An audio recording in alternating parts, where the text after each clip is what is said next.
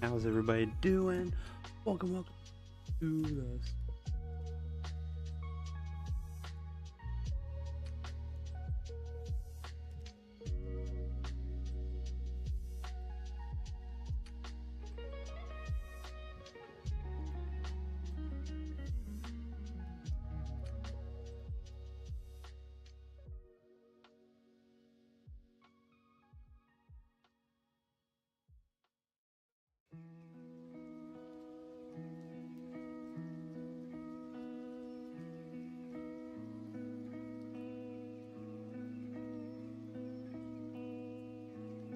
I really need it.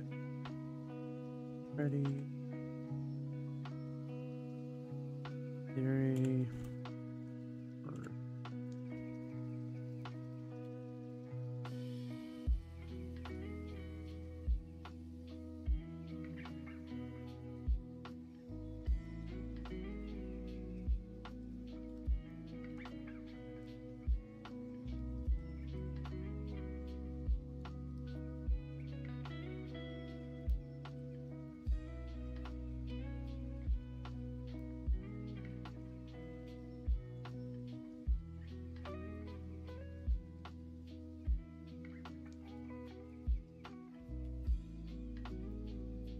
Here.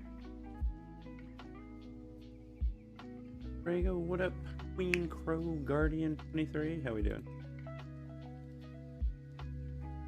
That is one heck of a mouthful, bro. How you been?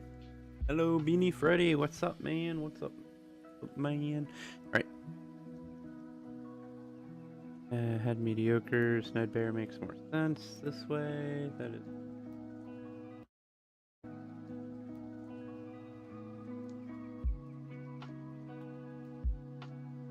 Great, good. Welcome. Do you have background music? I do. I'm using lo-fi chill radio 24/7 beats to work, focus, relax to from Lo-fi. Lo-fi is the lo-fi music channel that Matt Pat runs.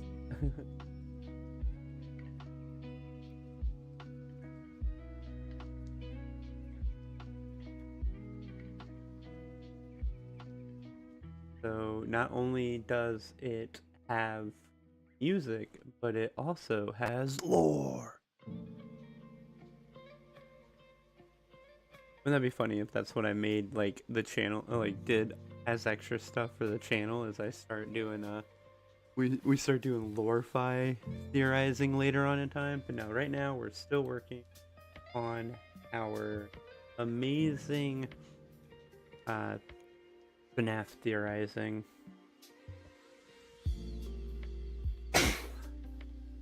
Ugh.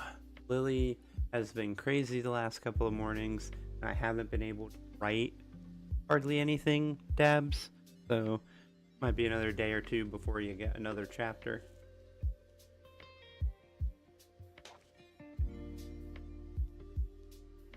I am super excited to see that we have like 6 people that have access to the book now.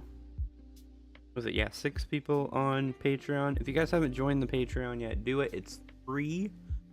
So for free, you can go read the first 8 chapters of my book that I'm writing. It has nothing to do with Five Nights at Freddy's, but it is a great book, I think. So you definitely go check it out. Dabs has at least been reading the book, so she can attest to how much she likes it or doesn't like it. Take me 7 years to write a book, so you're doing good on time. I am actually doing really good on time in all technicality, because my goal is to just write 500 words a day. Oh, what is happening here? Hold on.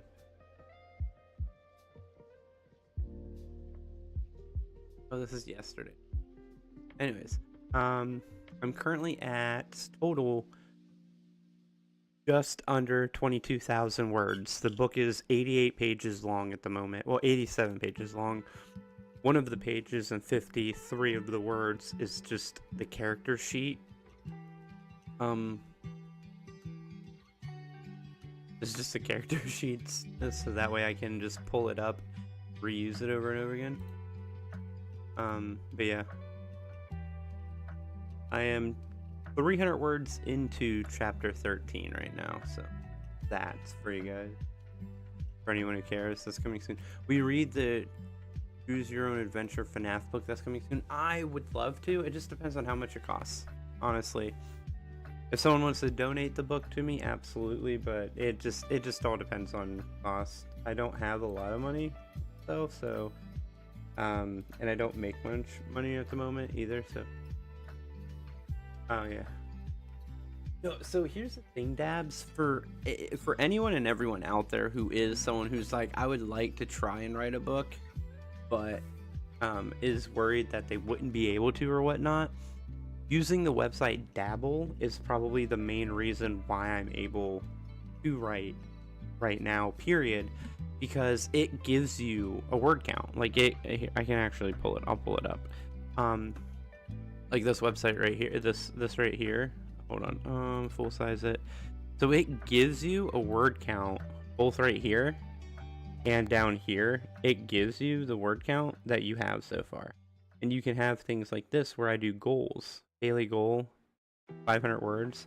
So like I said, the last couple of days I haven't been able to write, or I've barely been able to write, but then I have days like the 18th where I wrote 2,679 words, or 700 words, or 581 words, or 630 words, 550 words, 2,205 words, 1,794 words, 1,544, you know, over in 2,080, all that kind of stuff. So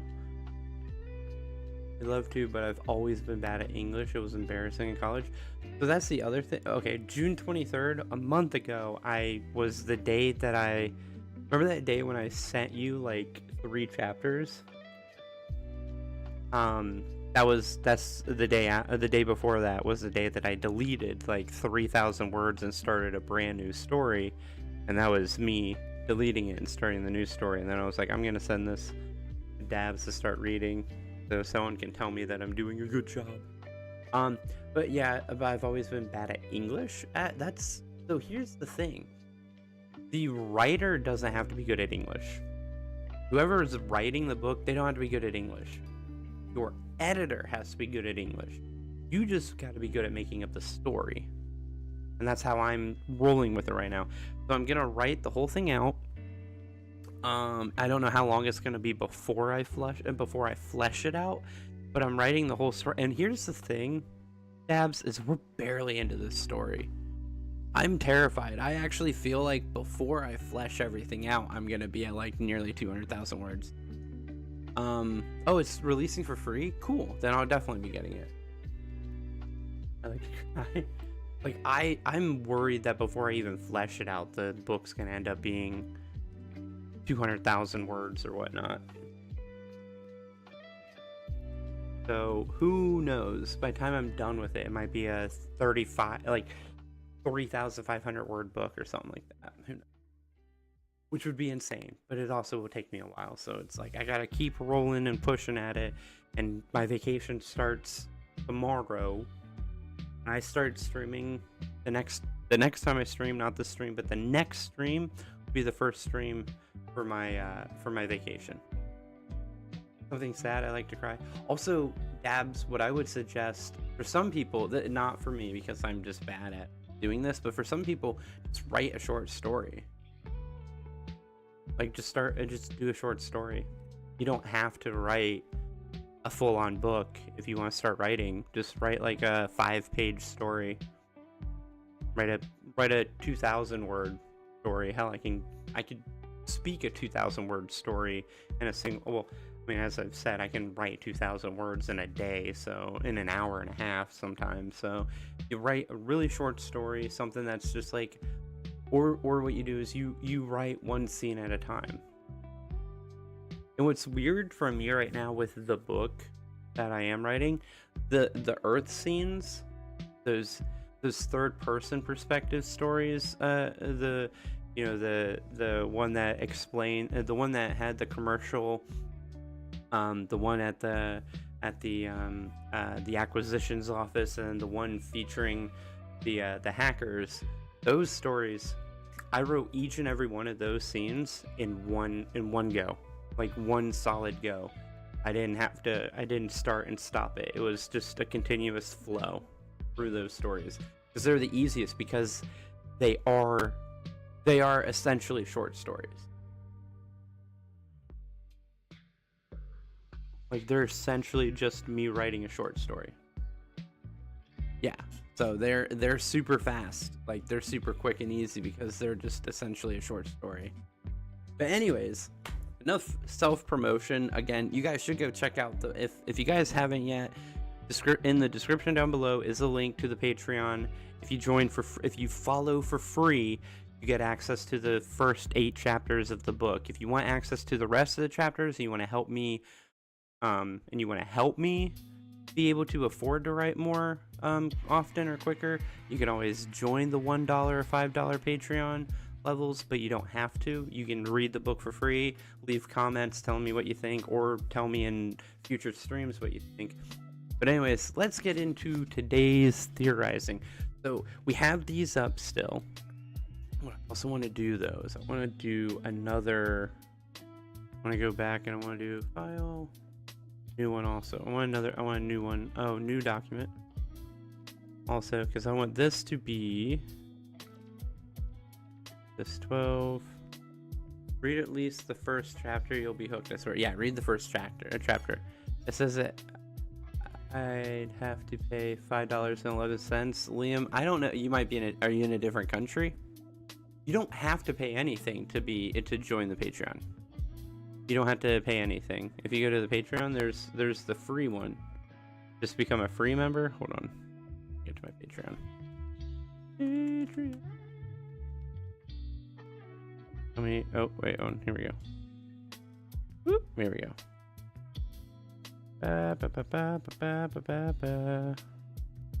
Yeah, you can be 6 total, 2 paid. So all you gotta do, yeah, there's like 4.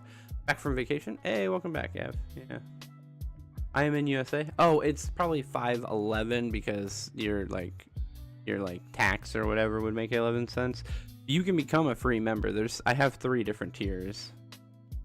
Yeah, membership. Yeah. So there's the $1, there's the $5, then there's the follow, which is the free one. Recommendation. Other creators your fans might like. Oh, the creators you recommend will be notified. They'll be able to recommend you to their fans too. Ah. Not gonna do that, but that's cool. I should add my YouTube channel, and I might at some point, but I'm not going to at the moment. Anyways, let me get out of here before I show off information I really shouldn't. Anyways, what I want to do. Okay, let's get into the meat and potatoes of today's stream, though. Right, we're done with witty banter and self-promotions and stuff like that. Let's get into it. Hold on. Let's get into the ultimate timeline so far. All right, so we can see what I got and what I need to add into certain places. So what we're gonna do is we're gonna do major event and then pieces of information that tie it together, kind of like this, but in order. So ultimate timeline so far. Okay, so Fall Fest 70 through 83. Okay. Hold on. Let me. What I want to do with this is boop boop. Go. Fall Fest 70 through 83. Do one of those. Then we're gonna go ran by Henry's family. And I want to put in some tabs on why this makes sense.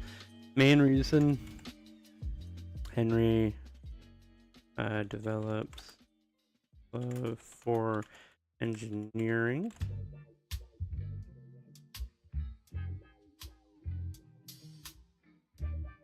Excuse me. Origin of Fredbear and Bonnie. Explains was it Fazbear Fright story? What up, Mighty Bean? How you doing? How we doing over on the Twitch side, Mighty Bean? Maybe McDonald's right now. Get yourself some McDonald's. They're open 24/7 in a lot of places. Okay. So the ultimate timeline for me so far starts with Fall Fest 70 through 83 at least. Gotta go. Good night. All right, Snowy. We're only 15 minutes into the stream, so you can basically watch the whole thing tomorrow and get a full thing of how far we get into the timeline. Because I love your guys' opinion on this too. I want you guys to dig in with me and tell me what you think on the ultimate timeline stuff. So, but I think the ultimate timeline starts. So Fall Fest 70 through 83 we know of, right? It probably starts earlier. Ultimate timeline so far. I think there's one more earlier event, but we're not going to worry about it too much, and that is the Fredbear's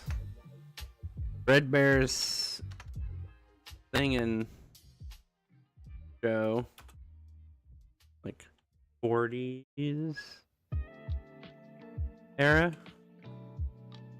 which so with this, so here's my thing. So we know that it probably goes back to that, about the 40s is Fredbear's singing show. So I wonder, where's the line? What do you mean the line? Arnazali, what do you mean the line? Oh, you mean the timeline. We're working on it right now. Ultimate timeline so far, right? So Fredbear's singing show, 40s era, which I think, to be fair, I think that Henry's family runs Fall Fest. So I think to just follow like a straight line of cognitive intuition, if Henry's family runs Fall Fest, I would assume that Henry's family also did Fredbear's singing show. So I think Fredbear's singing show evolves into Fall Fest, right? So I think Fredbear's singing show is the beginning attraction for the family, and then they gain enough money from the singing show to evolve it into a full-on carnival, and it turns into Fall Fest, right? And then when Fredbear sadly has to stop being a singing bear for natural reason, they adjust from having a actual bear to having costumed performers wearing a Fredbear costume, and they develop new characters such as Bonnie, such as Sun and Moon and Eclipse, or the Jester, or the Mushroom character, and all these other characters that are described in one of the Fazbear Fright stories. Or is it the Pizzaplex stories? I can't remember which. I think it's the Pizzaplex story, actually, where like one girl is like at this like carnival thing. Have you seen Misery with Kathy Bates? I have not seen Misery. Never seen Misery, or fortunately, I don't know. It depends on how good the movie. Is Fall Fest in the games or books? Both. It's not directly. Actually, it has been directly seen now. Actually, to be fair. Let's see. Help wanted to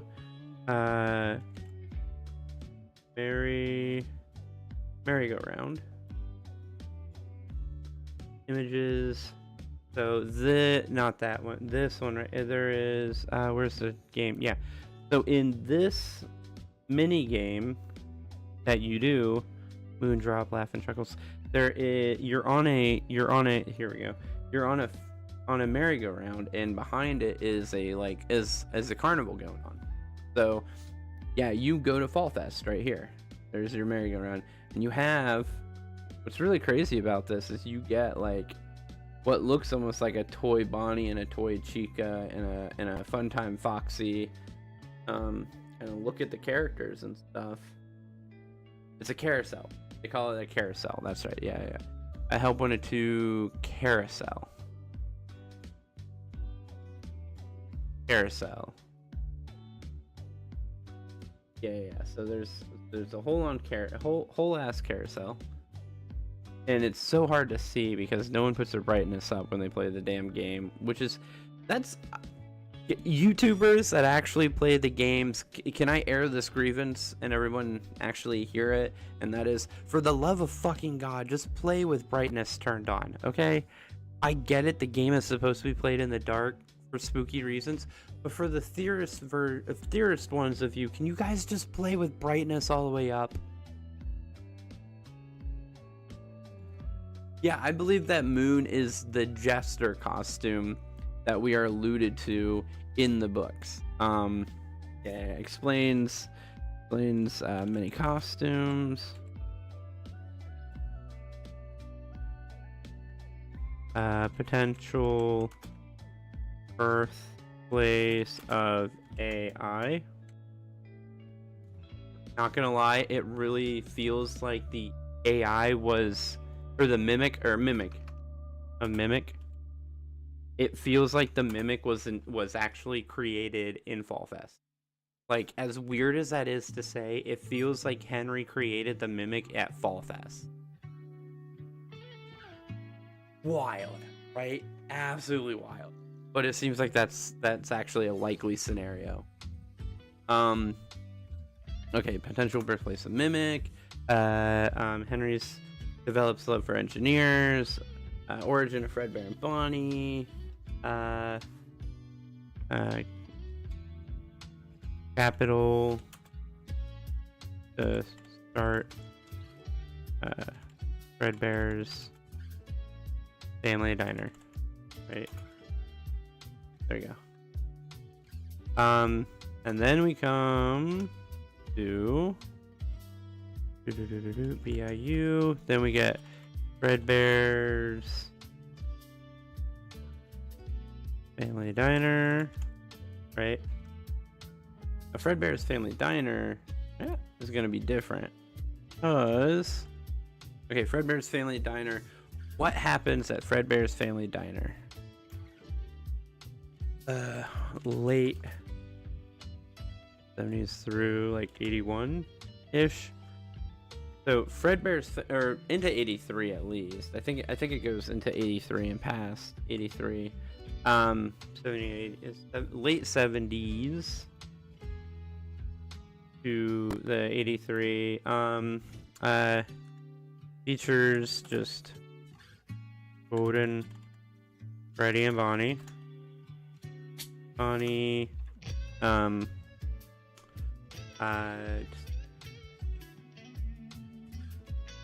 Inspiration for Chico's Party World.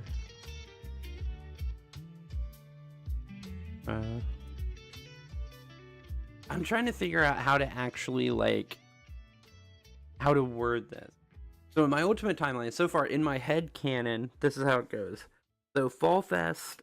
So we start with Fredbear's singing show in the 40s, or in the 40s/50s, right? And it's Henry's family running Fredbear's singing show. Whoever's running it, his grandfather, great-grandfather, whatever. They are running the show. They get enough money. They start adding on to the singing show until it eventually develops into essentially a carnival, right? Fredbear eventually succumbs to nature, and dies, because that's what animals do. They die after enough time. And so when the bear is no longer able to perform, they have this idea to start making costumes instead of Fredbear, who is the face of the carnival, and they decide to add in some extra characters that would make sense for a fall festival woodsy type vibe. So you have a bear, you have a rabbit, you have a mushroom. I think because it's a carnival and they want to have like a carnival-y vibe, they have like a jester costume or whatnot, because carnivals always feel kind of Ren Fair-ish, even though it's not a Ren Fair. It's obviously a carnival, but it's like, you know what I mean. So they add in other characters that would make sense at like a carnival, right? And they add in a bunch of a bunch of costume characters. There's probably a bunch of other ones. Anyways, so they do that. They're running Fall Fest for a while. They start adding in like attractions and stuff like that. And Henry, as he's growing up, he's at the carnival. Then he starts working at the carnival. He's probably helping fixing the rides and stuff, and develops a love for engineering and engineering and crafting of mechanical stuff. And eventually eventually, probably because he just wants to like settle down or whatnot, he decides he wants to settle down or whatnot. So he decides to break off from Fall Fest and asks to take, not to take, but to be able to use versions of the Fall Fest characters, use versions of them at his new diner that he wants to open up. And so he borrows Freddy and Bonnie because they seem to be the two characters that would make good sense in a family diner-esque kind of area. So he makes them different so they don't clash with the carnival, with Fall Fest completely. So he makes a golden Bonnie and a golden Freddy, and he features them at his restaurant, and he develops a animatronic version of them because he thinks that will perform well on stage. It'll be entertainment. It's kind of like the new age version of Fredbear Singing Show, right? It's you can come, you can watch the bear and the rabbit sing and walk around and dance and be silly, and you can buy pizza and eat food and stuff. So, you know, and maybe there's a couple of like, I mean, there's party streamers and stuff like that. It's a good place to take your kids and take the whole family for some entertainment. Well, after that's been going on for a few years and it's being successful, this new guy comes into town, William Afton. This guy from a different country. He comes in, he's coming to America to find his fortune. He's got some startup capital from his parents or whatever else. He sees Henry's restaurant doing well, and he's like, this is the thing to do. This will be where I capitalize on. Because he's seeing his competition as one guy, one restaurant. That's it. Because Party World should be at least a few years after 1983 and stuff, because it's said to be a client of After.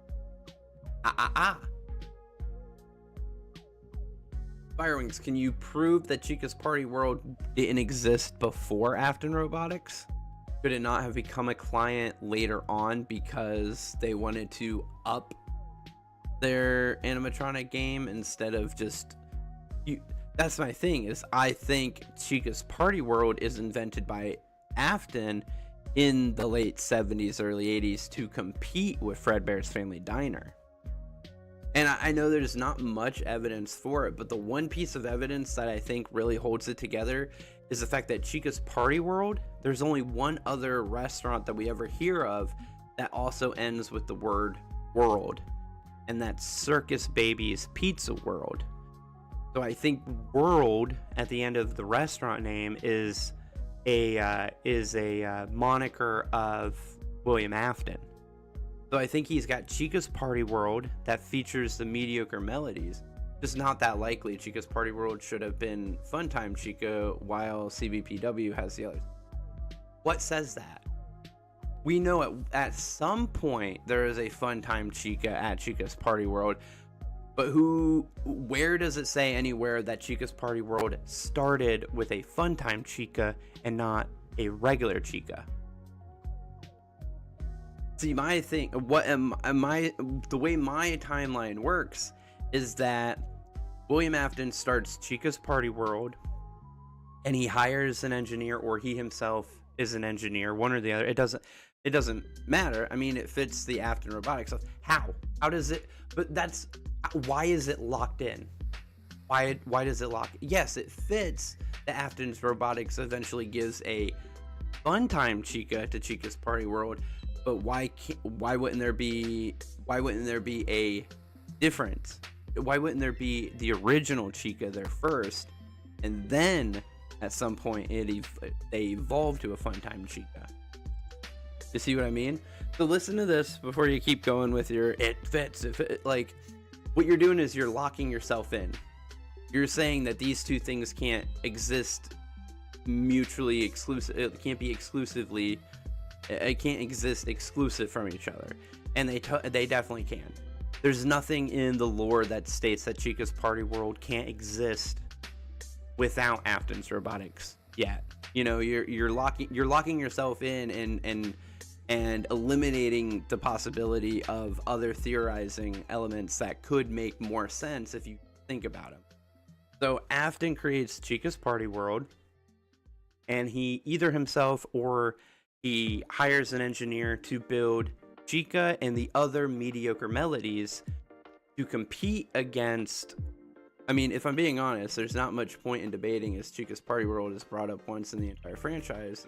Any interpretations? Yeah, that's what I mean. It's like, that's what I mean. It's like there's no point in coming in and being like, no, it has to be this time. Like, it doesn't. It was made alongside Circus Babies. Why would it be? Why would he invent them both at the same time?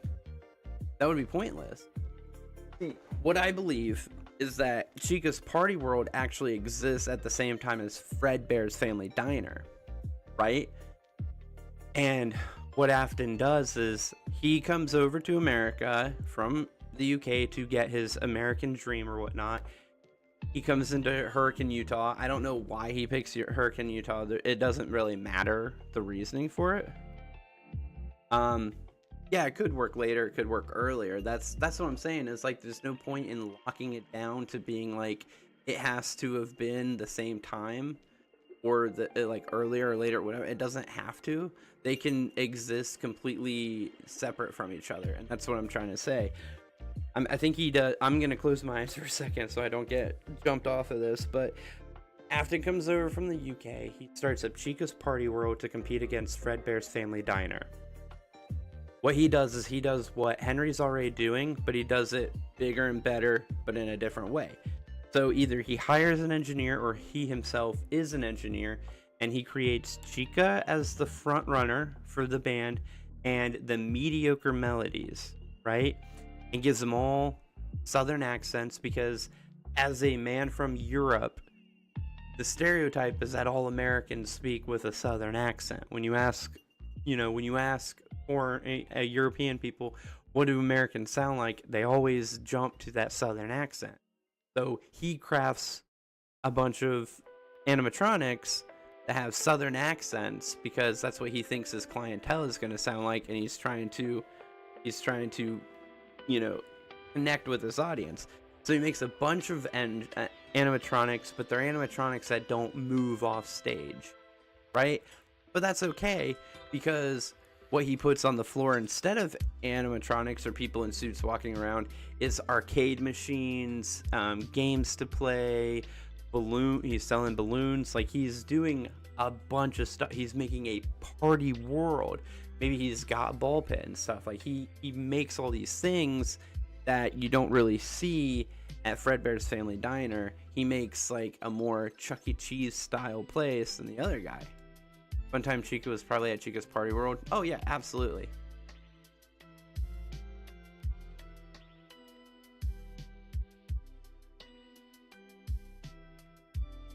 Yeah, so I mean, yeah, she's probably at Chica's Party World during this, during the sister location. So anyways, he makes Chica's Party World, mediocre melodies, and he starts doing better business. He starts doing better business than Fredbear Family Diner, right?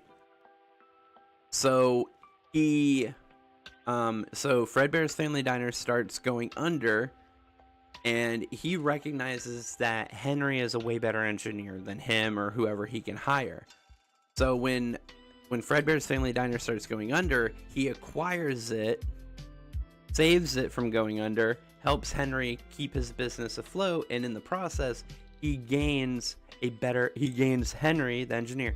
It's just like how a lot of tech startups work nowadays, where you have the tech startup like founders are really good at making like this app or like this processor or like code or whatever, and so a bigger company will buy them out, not because they want the other company, but they want those specific workers who created or originated that process or that code or that application. They want that person, so they acquire the entire company, grab that person, and then they utilize that person in their company to get that advantage that person had invented with that company that they owned, right? So it's a similar thing here. Fredbear starts going under, William could have just, because he was being successful, he could have just let Fredbear's go under and let Henry move on. But he really wanted Henry. He wanted Henry's engineering skills. So he saves Fredbear, and they combine the companies, right?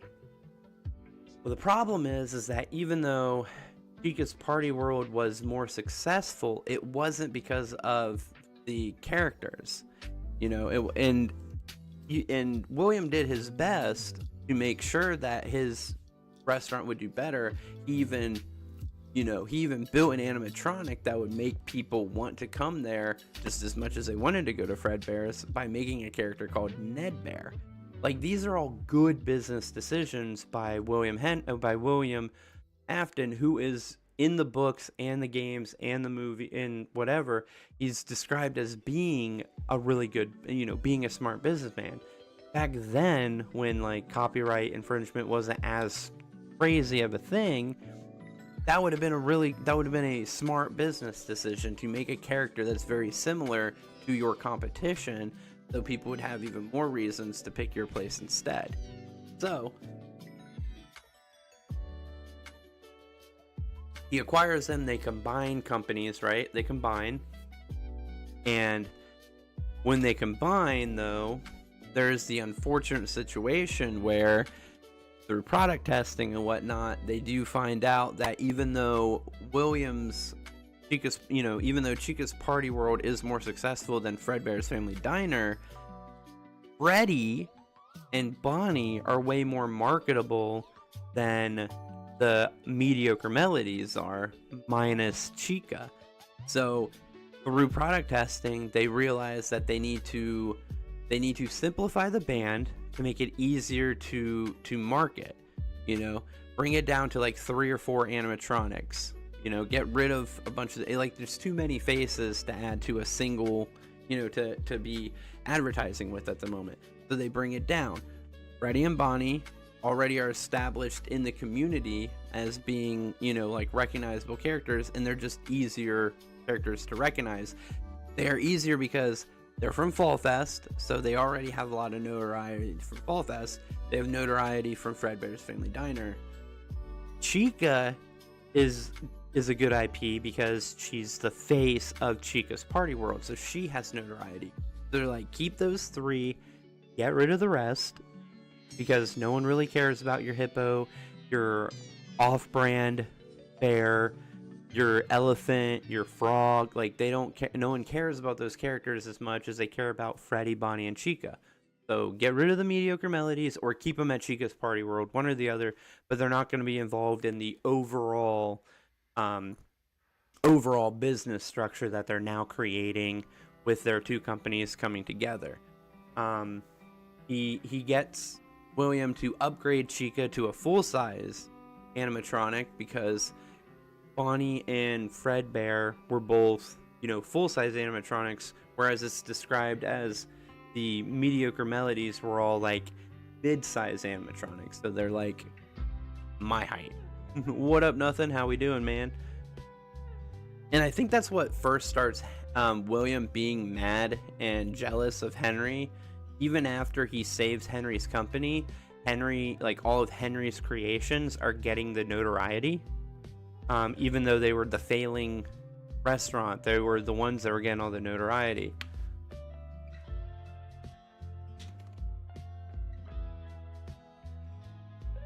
So in 1983, they've come together and all that. Oh, it's just bubbles. I was like, no, it's just bubbles. I personally believe at Fall Fest, animatronics were always just mascots. Yes. Mm-hmm. Yeah, that's what I'm saying, Firewings, is that at Fall Fest, they had Fredbear, they had Bonnie, they had like the Jester and all that. I think Fall Fest was ran by Henry's family, and that's where Henry became an engineer, a mechanical engineer. Is he was working, he like grew up at the Fall Fest, he grew up with all the families and stuff. Is when Henry hires Edwin to help create the actual animatronics for Freddy Fazbear's Pizza, but Edwin breaches the contract, And now Henry has almost no help. No, I think Henry can just... I think Henry... Freddy only opened 3-4 years after that. Explaining why Freddy's only opened 3-4 years after that. Breaches, sorry. Well, no, I think Henry builds the animatronics himself. I don't think he needed help from Edwin. If anything, I think Edwin would have been hired by William to build the mediocre melodies. Is the thing. I know in the books it's one thing, but I don't think the book continuity, I don't think the Edwin in the books story is the same for the games. Like, I think the game's continuity is different. I think William hires Edwin to build the mediocre melodies for him, right? Or Edwin comes in even later. But I think Henry builds his own stuff. I think Henry grows up at Fall Fest, is like enamored with all the rides and stuff, and maintaining carnivals and stuff, and he learns to engineer off of the machines and stuff, and learns, like, you know, the servos and how those machines work, and eventually develops animatronic history. Pretty confident is this theory is because I'm Tails Games. I don't know what that means.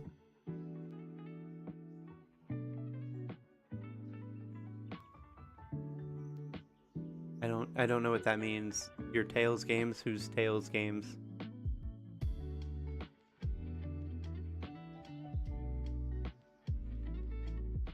Is that Tails happens in the game's continuity?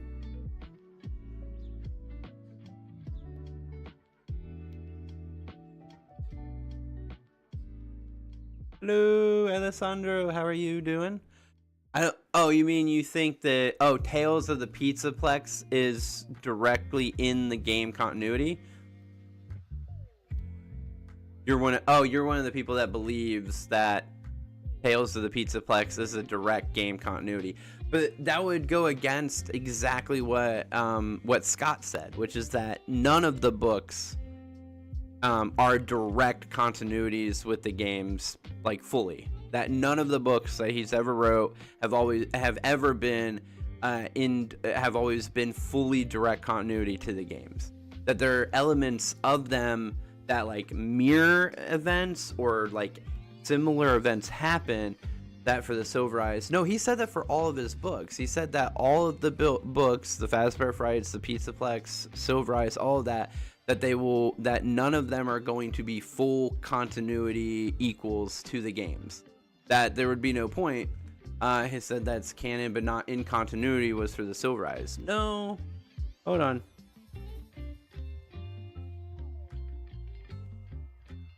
Hold on.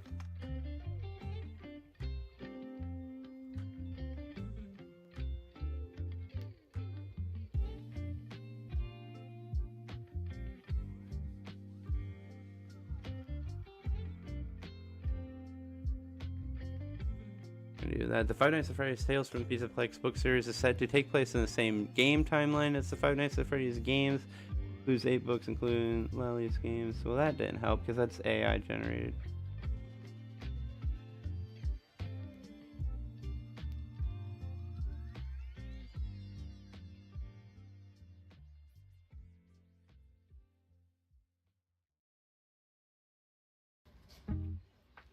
Hold on.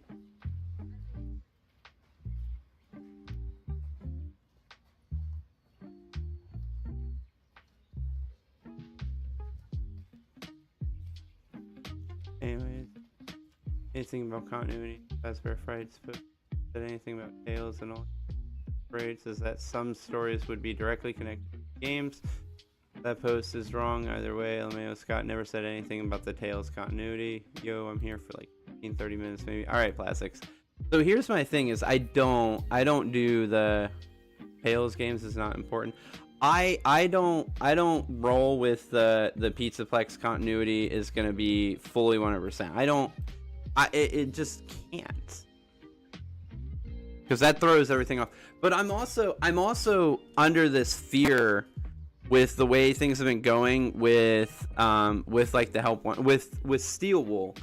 I'm under this worry, and Into the Pit is really got me worried with the game continuity now, because the event of Into the Pit is absolutely 100% not continuity with the games. And that's the very first Fazbear Fright story, and it's definitely not game continuity. Pretty much expands on a lot of details from Security Breach and shows what exactly happened with the details. I don't know, man. I think that I would have to fully read all the stories, but it doesn't feel like any of the books you can fully 100% say that this is absolutely exactly what's going on with the games. But wait, Tales games, is that okay? Fair, but pretty confident.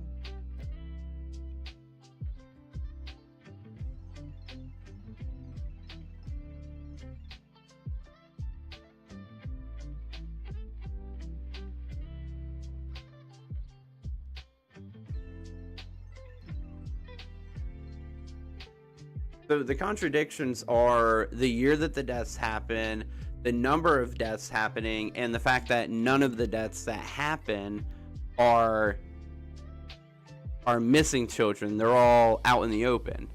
So there's multiple contradictions in that story. The year that they take place, the number of deaths that take place, and the fact that they all take place in the open.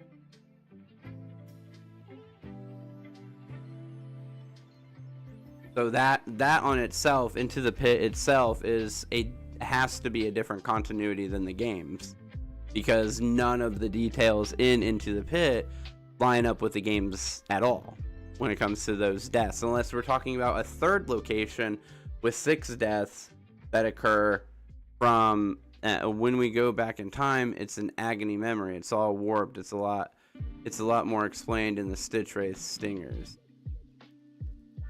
The MCI is in 1985. I think the MCI was 1983. I mean, I guess it could be 1985, but if it's in 1985, then that means Cassidy was in a coma for over 2 years. Or are you going to tell me that you also think that Help Wanted 2's Cemetery Princess Quest Tombstone Lights isn't the order of deaths?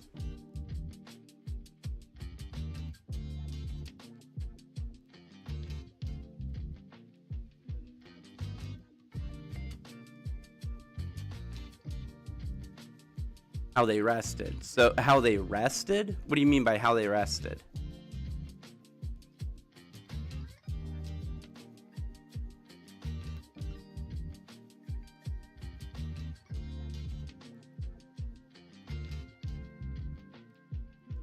It matches up with the order of the FNAF 3 secret minigames, and we know Puppet rests last.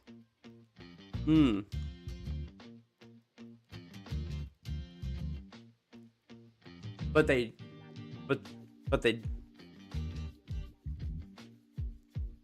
So you don't think Molten Freddy is the same kids? You think Molten Freddy is a different set of kids?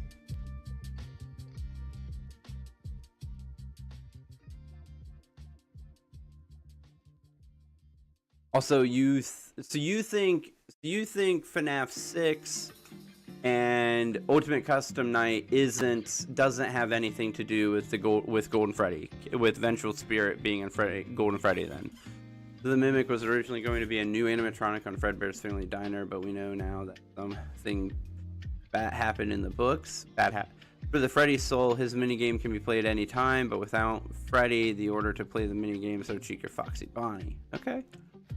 Like, after the events of the Bite of 87, I feel like William Afton blamed Henry and Michael for that. Isn't most of it all? Well, the Bite of 87, it wouldn't have been William. It would have been 83 that he would have blamed Michael for that incident. There would be no reason for him to blame Michael for the Bite of 87. Michael had nothing to do with that one. Why they don't meet up anymore? For the Freddy Soul, I believe in Molten MCI, but I don't believe the Vengeful Spirit is Andrew. There's no Andrew. Or Cass. No, I don't believe the Vengeful Spirit's Cassidy either. Actually, I have a crazy theory that most people don't believe, and that's because, I mean, it's fine. I have my own theories, and my theories most people don't believe, but I believe it, and I think it narratively makes sense. No, I don't believe the Vengeful Spirit is Cassidy either. I don't think that there's an Andrew. I think that there's a Sammy. I think I think that Cassidy. Yeah, I'm 100%. I believe that this kid's name's Cassidy.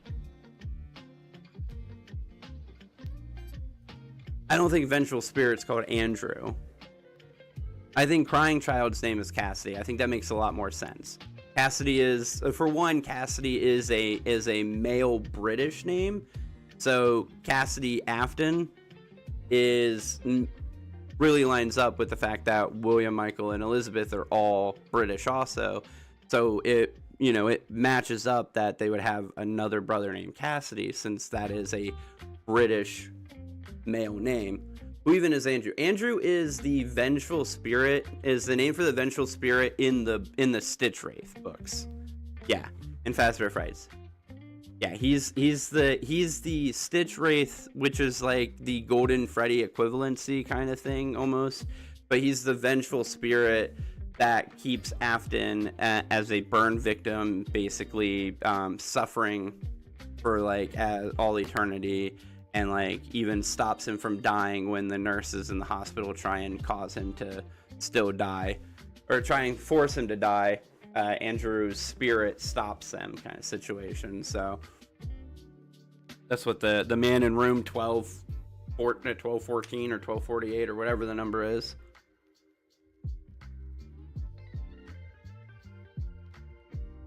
No, my theory for the Vengeful Spirit is that the Vengeful Spirit, I think, because how long it takes to write a book, 1280, that's it, yeah.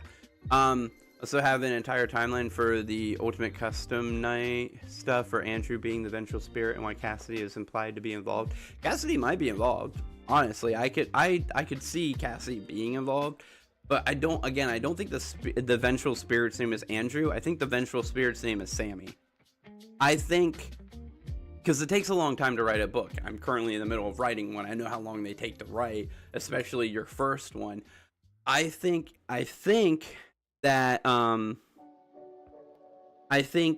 Scott was in the process of writing the books, not being Crying Child. I don't think that's possible. I think Crying Child's name is Cassidy, 100%. I think the costume of Spring Bonnie we see in one of the mini games is Glitch Trap, since William already killed the kids in the 80s. What do you mean? The mini games can take place whenever they want to. There's no time. They're not time locked like the games themselves are. Mini games can happen at any time prior to the actual existence of the game itself. At Fall Fest, yeah, more than likely. The outfit more than likely. I think William adopted the Bonnie suit to commit his serial killing in as a way to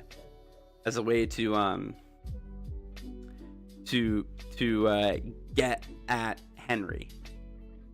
Like, I think it was a way for him to one, blame Henry, hurt Henry, and just to fuck with Henry. I don't think William Afton created Fredbear or Bonnie. I don't think William was the creator of those characters. I believe the Mimic saw it, and it's why Glitch Trap has the outfit. Yeah, I think Mimic was created in Fall Fest, and I think Fall Fest is ran by Henry's family. I think we try to put too much into William's creative IP. Right now, we kind of from all the theories that I see, a lot of people talking about theories and stuff. Even though Henry seems to be this great engineer, this great creator, we keep wanting to push everything being all the should have been next to the Afton. By at least 1983, Fall Fest should have been next to the Afton house.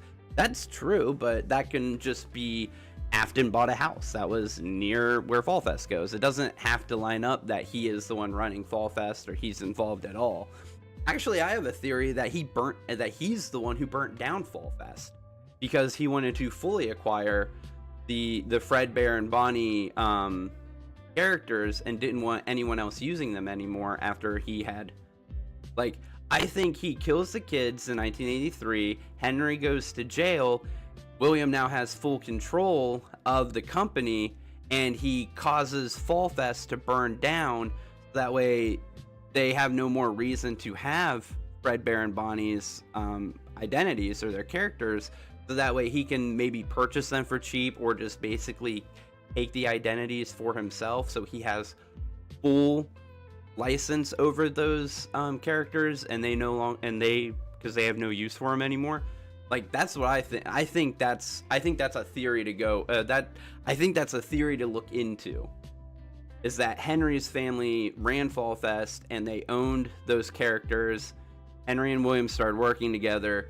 Henry ended up was the one who got convicted for the murders because William had a good alibi in his kid's in a coma.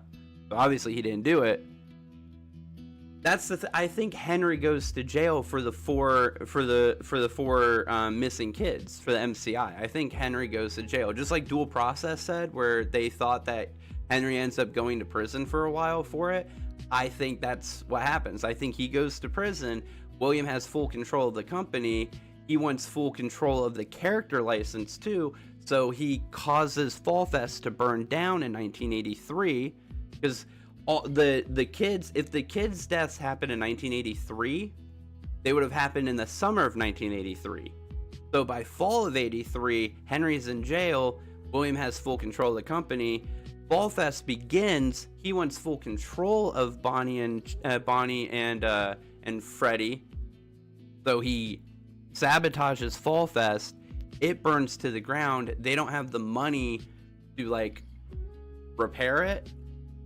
So he offers them money to recoup their losses, but in the process, he wants license of Freddie and Bonnie.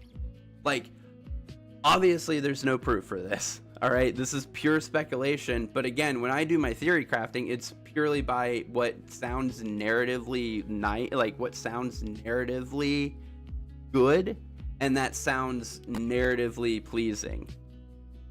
Because we're trying to figure out, we got to find a path that leads from Freddie and Bonnie being at Fall Fest to Freddie and Bonnie being an entertainment company ran by somebody who definitely can't be involved with Fall Fest.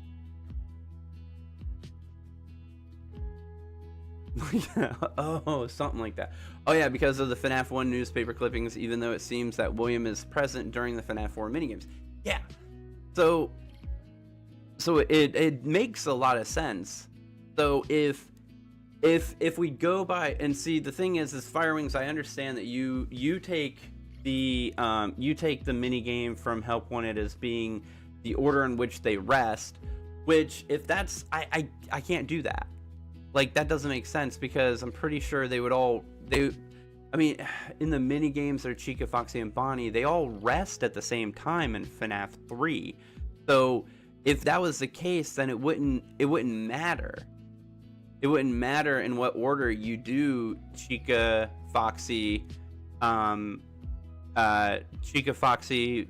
and Freddy. Like, you could just do those four in any order because they all lay to rest at the same time. And then obviously Golden Freddy and the puppet afterwards.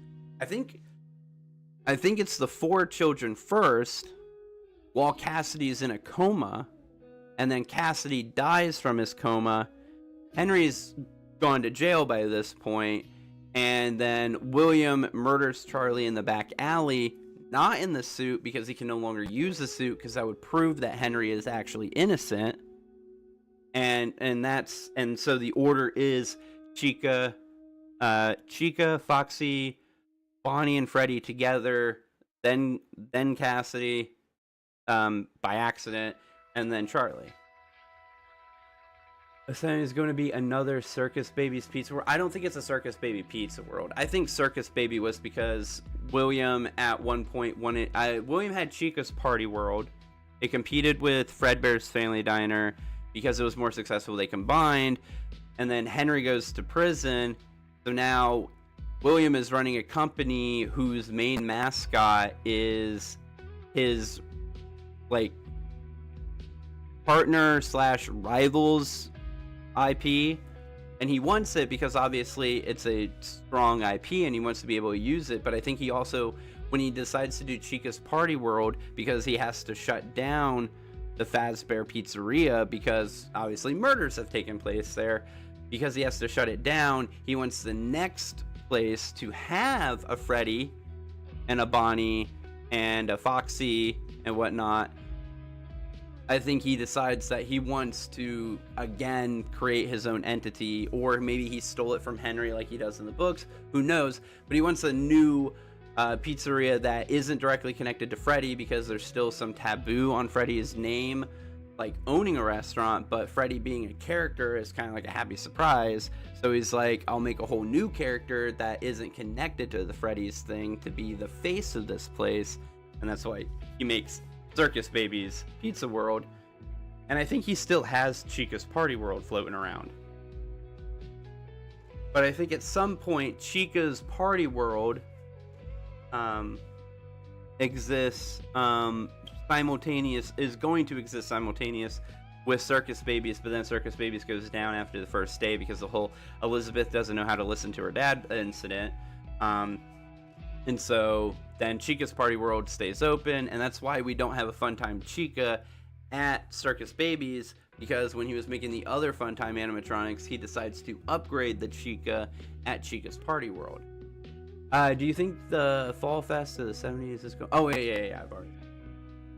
The most questionable I want to know, in one of the security breach endings, we see 2 Vanessas, but what does it mean? Was the one who died was an illusion? The whole perhaps. So my thought process on that one, and again, other people can correct me if they want to or whatnot, but I think what it is that Glitch Trap takes over Vanessa, but as we see in the emails from the AR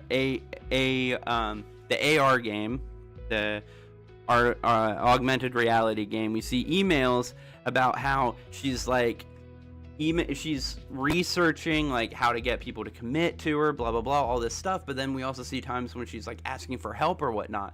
So I think Glitch Trap realizes, I don't have full control of this person, they are not reliable enough they're not reliable enough.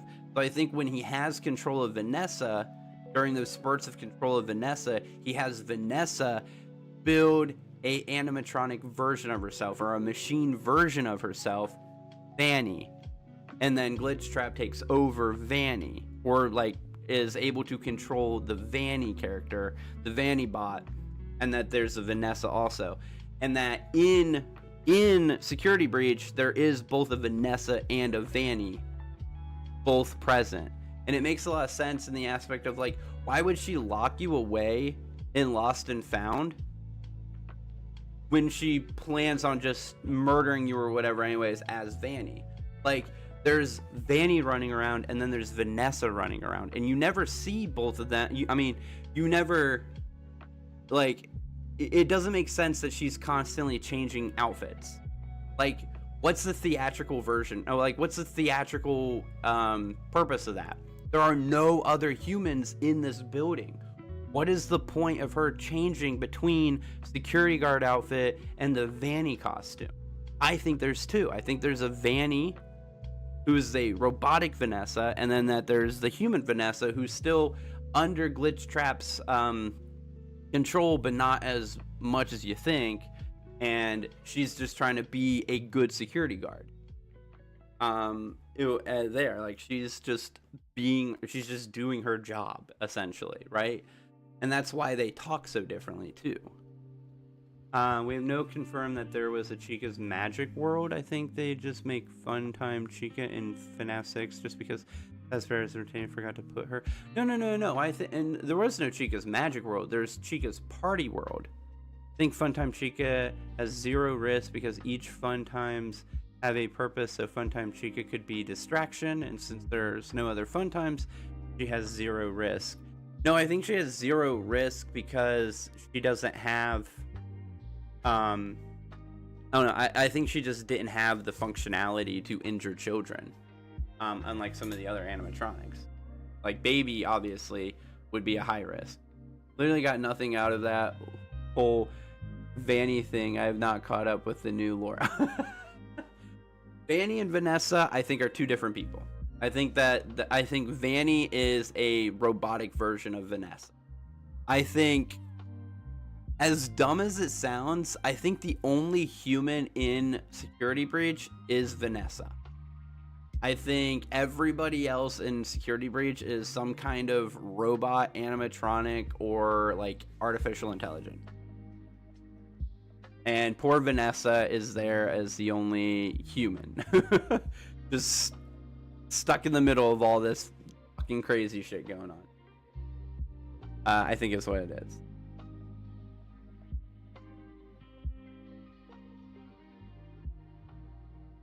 So that's my personal headcanon on that kind of stuff. But obviously, and this is the thing that everyone always has to understand and always has to realize, is that it's all just a theory. It's all just what I personally think. You can take what you want from what I say and believe it, or you can take it and not believe it. I'm not offended. It's just what I think. And I operate under the belief that the Tales of the Pizzaplex books are not direct continuity to the games. Unless it is directly stated that all of these books and all of these stories are exact continuities to the game. Hold on. Let's see. Yeah, I want to see.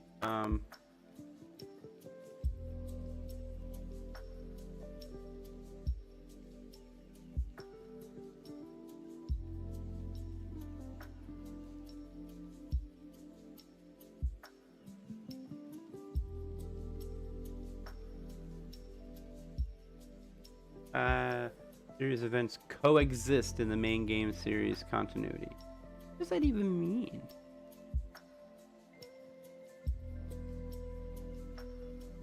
Two chronological eras. Flick Team era. Hold on. Main focus on the background of Freddy Fazbear's Mega Pizzaplex, which is a setting of Five Nights at Freddy's Security Breach. Based on many references and connections, the series events coexist in the main game series continuity.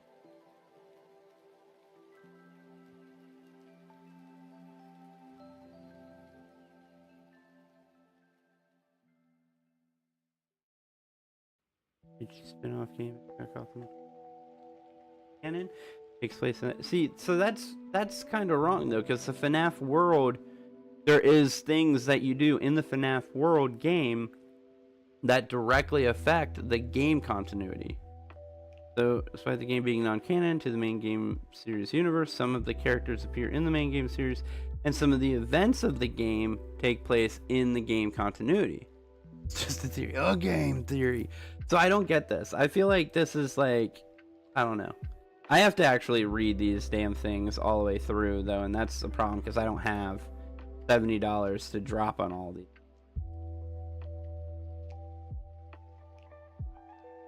I don't know. With some of these stories just don't add up.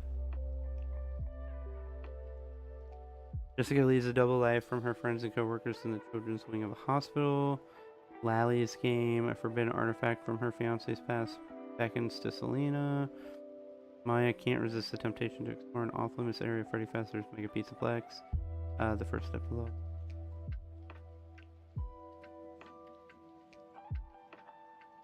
First story written by Kelly Parra. Hold on. Plot: Jack and AMT and his partner Dave desperately attempt to revive a teenage boy after he drove too fast in a storm. Jessica's a 14-year-old who works as a janitor in a children's hospital. Girl who desires the best clothes, cool friends, cute boys, and above all else, not to be alone. Hey, did you say in a previous video that William stole the design of Baby from Henry, or am I misremembering? I said it's a possibility. Intended to be canon. The desk man continued in next message. Yeah, the one Security Breach trailer, there was a line that Vanessa said, which was, "There's more down here than you realize. I feel like the underground of the Pizzaplex was going to have a bigger part." No, it had a bigger part. Like, what do you mean? Like, it more down there than you realize. In Ruin, we find out that the basement is literally, well, we didn't even find out in Ruin. We found out in Security Breach that the downstairs was literally the pizzeria simulator pizzeria.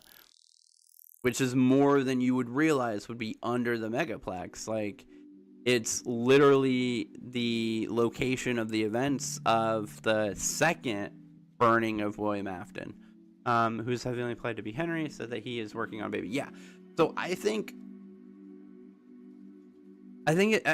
it's I don't know. It's weird. It's weird. I think Henry. Well, here's my thing. So I think the 83 murders happen, right? He starts. I think the 83 murders happen. Henry goes to prison. William kills Charlie immediately after Cassidy succumbs to his injuries finally and dies. Henry's in a mood. William's in a mood, and he goes and kills Charlie because she's in an opportune position for him to do it. With the other 4 murders, so here's how it actually. Here's in my head. This is what I think happens. So, right, 83, they join forces. They build a new pizza place. At the Fredbear's Diner, Sammy's already been killed by William. Cassidy gets injured. That place is going to shut down, right? So they shut it down. Henry starts working on security measures because he's already lost 1 kid to a potential kidnapping. He makes the puppet. The puppet's main job is to make sure that kids don't leave the new pizzeria, the new one that's going to open. He makes sure that they can't leave without their guardian with them. So they wear colored bracelets that match up with the adult bracelets or whatnot. The puppet reads the bracelets and stops the kids from leaving without their parents. Doesn't help. It doesn't help because Afton's literally killing the kids in the back. So over a span of like 2 days, William Afton kills 2 kids and then 2 more kids. But he's seen on the video cameras. He's seen on the video cameras as Golden Bonnie. Police start to investigate. William says, I was with my coma son in the hospital. Don't believe me? Go ask him. Blah, blah, blah, blah. So there's only one other person who would have access to the Golden Bonnie suit. Unrestricted access to the Golden Bonnie suit. That would be Henry. Henry's also like crazy, and not crazy, but he's also different because he's, in the books he's even described as being like kind of neurotic with the way that he functions with the animatronics and stuff. So, obviously it'd be easy for a jury to think he's weird, he's crazy, he probably killed them. So they convict him. That pizzeria stays open for a little bit longer because they're like, hey, we caught the criminal, nothing bad should happen here again. Then Cassidy dies from his coma. William finds Charlie outside of the pizzeria because the kids blocked off the puppet, and the puppet wasn't able to stop Charlie from being pushed outside from the other kids bullying her because her dad's a murderer, so she deserves to be bullied. Kids will be kids. He sees her outside. He's already upset and depressed because his son just died due to injuries that were Henry's fault because it was Henry's animatronic that injured him in the first place. He kills Charlie in a fit of rage. He obviously can't do it in the same way he normally does because if he ever dons the gold suit again, people will know that Henry didn't commit the murders and things, and investigation will start back up. So she dies in the back alley. That's that's not the last straw for the restaurant. The restaurant still stays open for like a year or 2 longer, right? Afton's collecting money or stuff, but or not like a year or 2 long, like a year longer maybe at most. I think what happens is Charlie dies and Charlie connects to the puppet. And I think it's her bracelet that helps with that. This is my own personal headcanon. Don't tell me that, this is impossible or whatnot. This is just what I'm thinking. Do you imagine that FNAF world is canon to the story, and in the 2100 the animatronics eliminate all the humans and they only spread Scott? That's why that could be. That would be funny. I think the Tales of the Pizzaplex are not canon, but link with events and stuff. I think the daycare attendant was a performer in the Fall Fest. Because the Tales of Pizzaplex says he was in daycare theater. Don't believe me? Go ask my son. Said son proceeds to wake up the second the police enter. He informs them my father is a liar, then goes back into a coma. It's like my dad killed Sammy. That would be funny. Go ask my son. Son's in coma. Go ask my son. Son. Z's above head, right? But anyways, yeah. So, and this is my thought on this. Is why Charlie can die last, but be the one to give life to the other animatronics, right? Is that she possesses the puppet and is able to possess the puppet easier than the other kids were able to possess their endos and stuff, because the bracelet connects her to the puppet, right? So the bracelet allows for like an easier transition into the puppet to possess it, and then she like her spirit learns from that, and like some spirit on spirit voodoo magic, she imparts that knowledge to the other spirits, and that's how they end up fully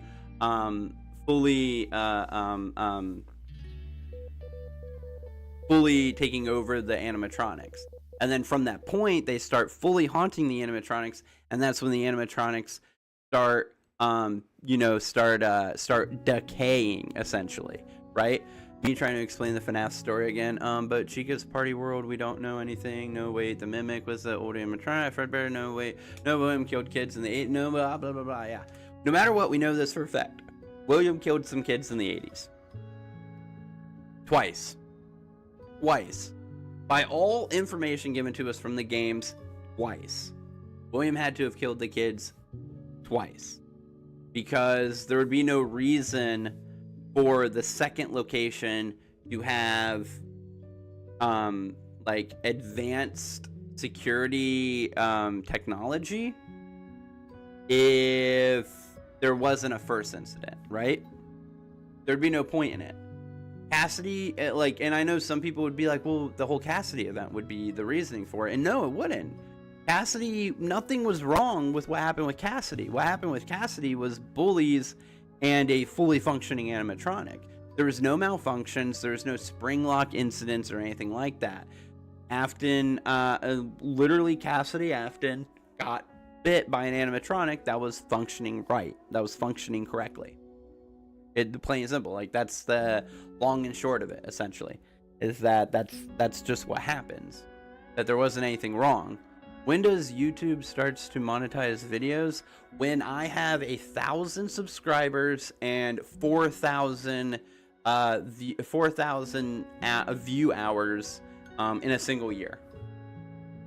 I have to reach the 1,000 subscriber mark, and I have to have 4,000 hours of view time within a year. I can tell you now, we're at 1,000 view hours, and we're at 426 subscribers, unless we've gotten more today, which we've been getting more every stream, so I don't know. There's a chance. Hey, somebody else joined the Patreon for free too. Thank you so much, whoever Pink Bear is. Pink Bear, Gaming and Fun, and D-Dave. Thank you guys for becoming free members on the Patreon. Make sure you guys enjoy reading my book. I appreciate you guys. You guys are awesome. Anyways, let's pop over to the YouTube studio. It's going to tell me that we are at we're at 428 subscribers now. You guys are absolutely amazing. Thank you guys so much for all that. And yeah, we're definitely over 1,000 view hours for the year. So we need another 3,000. My old username was Pink Bear. Oh, awesome. Beanie Freddy, I appreciate that, man. I appreciate you joining the Patreon. Like I said, it is completely free to read those first 8 chapters. Enjoy it. The other chapters will become available to you as I add more chapters. I waterfall the other ones down. So when I add chapter 13, chapter 9 will become available for you. And chapter 11 will be available for the $1 tier. Anyways, yeah. So he kills her. And then like in 84, I think it's about a few months into 1984, the first restaurant gets shut down due to the kids incident and due to the animatronics becoming basically disgusting and all that stuff. They shut it down. That's the first restaurant. And I think he starts up, I think he does 2 things. I think he starts up, what up, Alex Champness? How you doing? What do you think William Afton will do after the events of Ruin? Do you think he might become the Agony or something? I think William Afton's story is done. I think his story has been dragged out for too long as it is. I think he was put into Ruin / Security Breach as like a bridge. As like a bridge to tell us that we are in the same continuity. That we've been in the same continuity this whole time. The problem is with that, but William Afton said he always comes back. Exactly. But I think he won't. I don't think he actually will. I think eventually he has to eat those words. That they removed his voice lines. Yeah. I think it was on purpose, because I think if you put in the line, I always come back in this game, then that means you have an obligation for him to come back. And I think eventually he has to eat those words. In this series, he has to eventually eat those words and stop coming back. It just makes sense. The story cannot continue to just be the rehash of, we think we defeated William Afton, oh no we didn't. Like, eventually that does get boring, that gets old, that gets staled.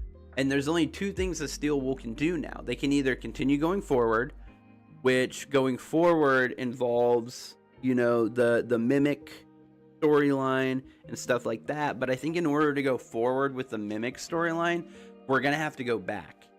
And going back is going to be an issue, because going back, they have to be very careful with how they go back. And what they set up going back and doing Fall Fest. Like, it's going to be a tricky line for them to walk. But he wasn't originally supposed to have other lines that had to do with the ending itself. Yeah, I think the Burn Trap ending isn't canon. I don't think it's the real ending. I liked when Vanny was the main villain. I think Vanny also functions as a bridge. I think Vanny is like, how do I put, I think the best analogy for Vanny is, are you guys familiar with the Saw series? I'm going out of the stream and going to theorize a Poppy Playtime or Ban Ban or Indigo Park or whatever, also English or Spanish. I don't know what the meme answer for English or Spanish is. Spanish is top 3 most spoken languages in the world, whereas English is only top 10. So technically Spanish is favored by more people, but I don't know what that, I know that there's the meme English or Spanish. I just don't know what the actual answer is for that. Pick Vanish then. What do you mean pick Vanish? Yeah, but no, but if you guys aren't familiar with the Saw series, in the Saw series, where am I Portuguese? Haitian. I'm gonna pick Haitian. Is a meme because if you move, you're gay. Oh, okay, that's cool. I guess I'm gay now. I will let my wife know. She should probably be informed of this change in my life.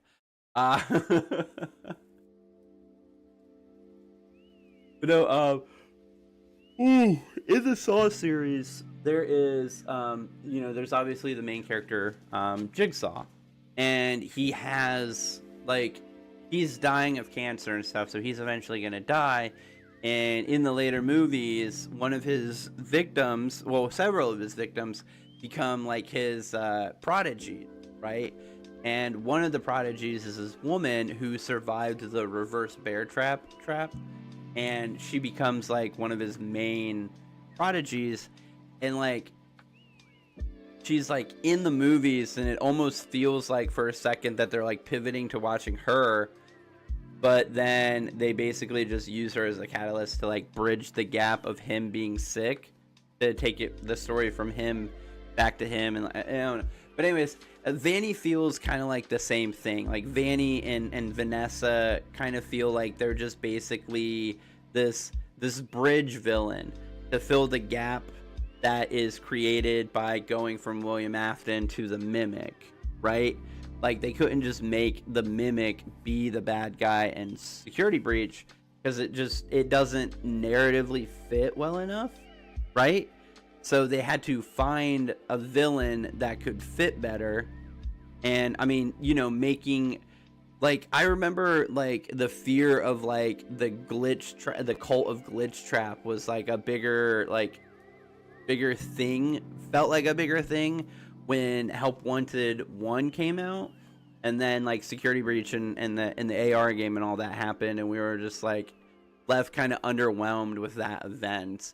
Will we ever understand that one scrapped line, which was, when I first found you, you were nothing, you were small, pathetic, but now you're more, are you ready? Will we ever understand that line in one day? That line one day? No, I mean, that line is such like a gaslighting, abusive, like abuser line that I don't think there is any real meaning behind it.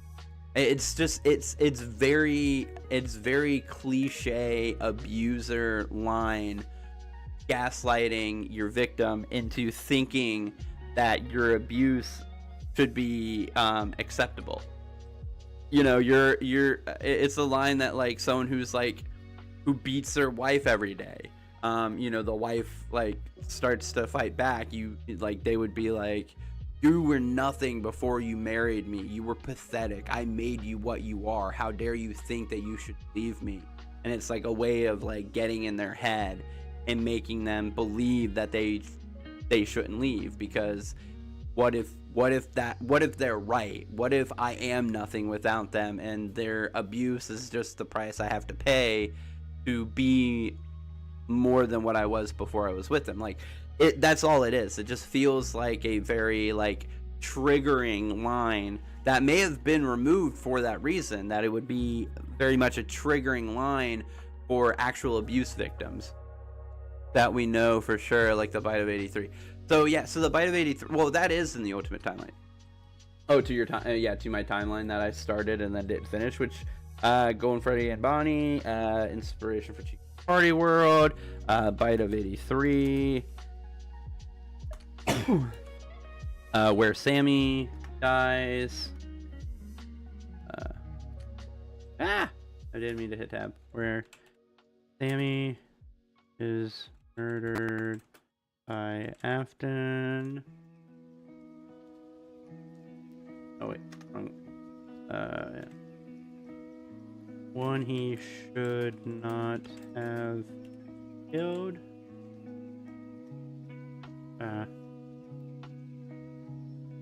Afton unlocks his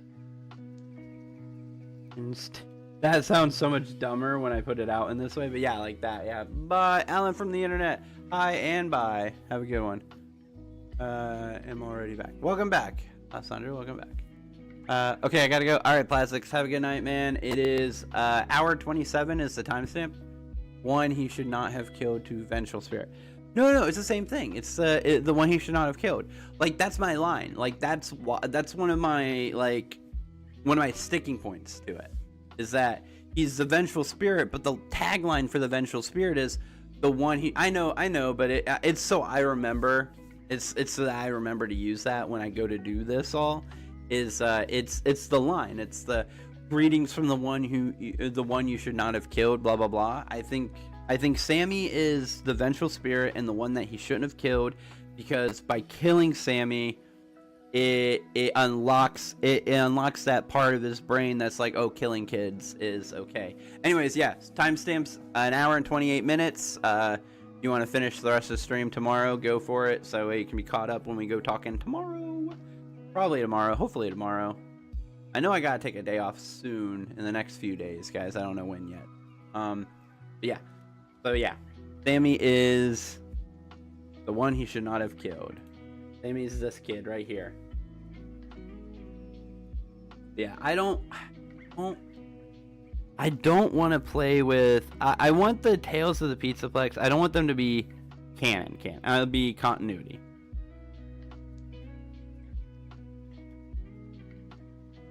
I think it doesn't make sense.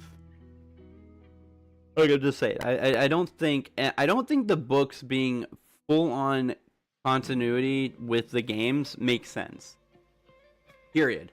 Just what I'm gonna say is I don't think it makes sense for them to be full continuity.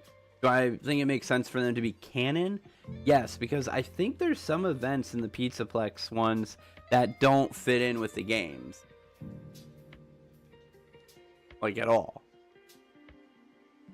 I guess they could have happened in between 6 and Pizzaplex, because it seems to be like a decade between the two. But yeah. Home, Jessica continues going to school so people don't get suspicious because of her appearance and quiet nature. She becomes the target of mean students. Got about things. One day in science and engineering class, new kid defends Jessica against her bullies for a project, and the boy Robert explains that he moved to town recently due to his father getting a new engineering job. After hearing a patient talk about an angel who made him feel better, Nurse Macy hears a loud sound outside the room and finds a piece of the car muffler with Jessica nearby. Jessica goes to throw it away.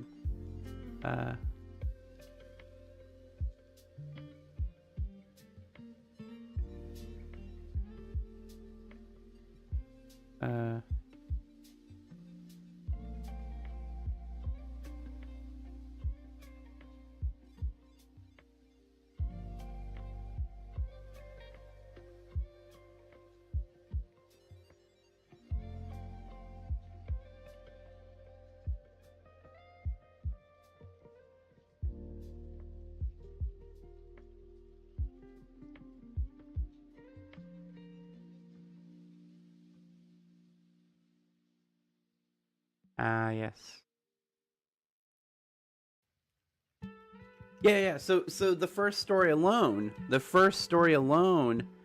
would literally destroy that they're fully continuity, because the pendant, yes, the pendant that Jessica wears is eerily identical to the heart pendant from Fazbear Frights, which is the pendant that Eleanor gives to whatever her name is. Yeah, is the same pendant that Eleanor gives to the other girl in the Fazbear Fright book, which is a story, as Sarah, being turned to scrap metal, yes. So the very first story literally destroys that, because there's no way that this is a story that is in the game continuity, because the game does not deal with this stuff, where there is a way for a pendant to slowly turn you into junk while also saving somebody else. Like that, that's not in the game.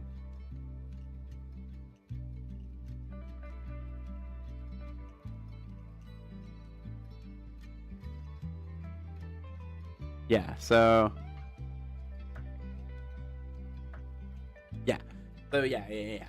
like it just doesn't make sense. What up, Felicity?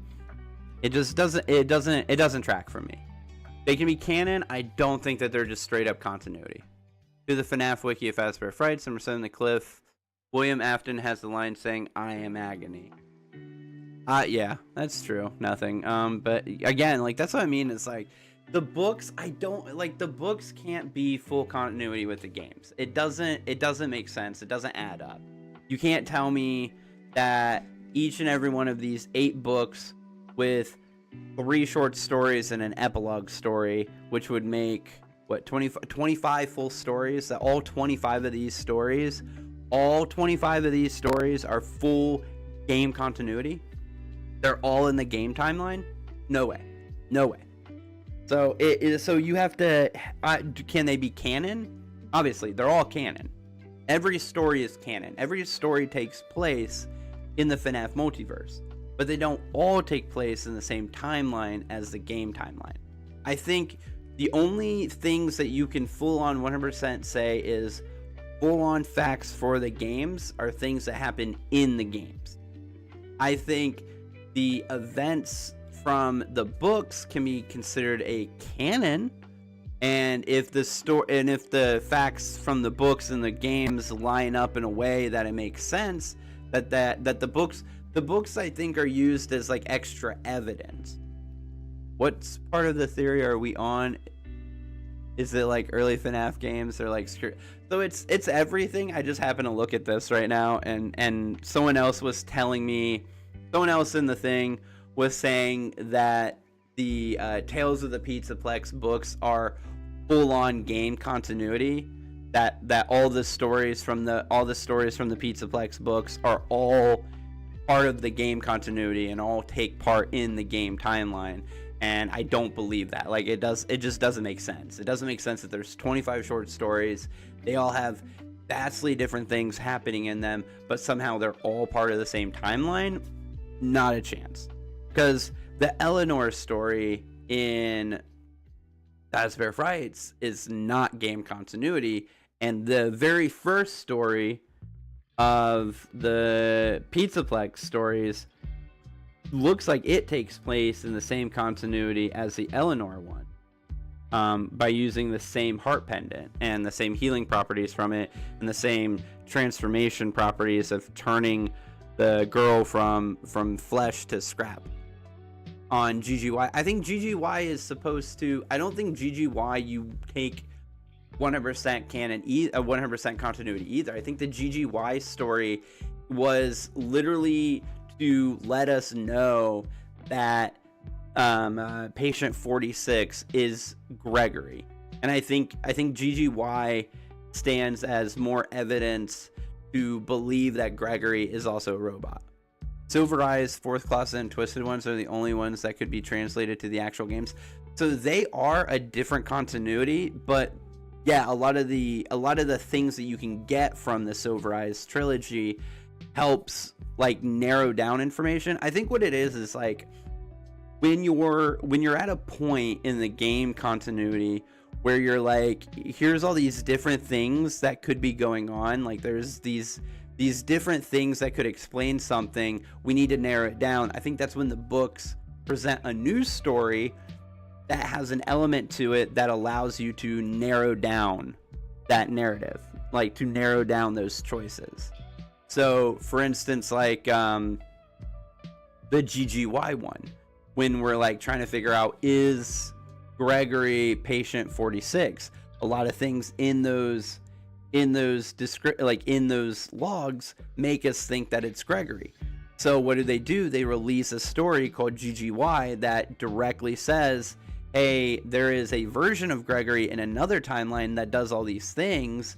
That means the patient 46 who does all these similar things is probably Gregory, and allows you to make that leap where you didn't have enough evidence prior. Now you have evidence because continuities share similar elements. That theorizing was as easy as it used to be. Oh god. Theorizing was never easy. That's the thing. Like, remember the first game theory on FNAF was way off base. It was 100% not true.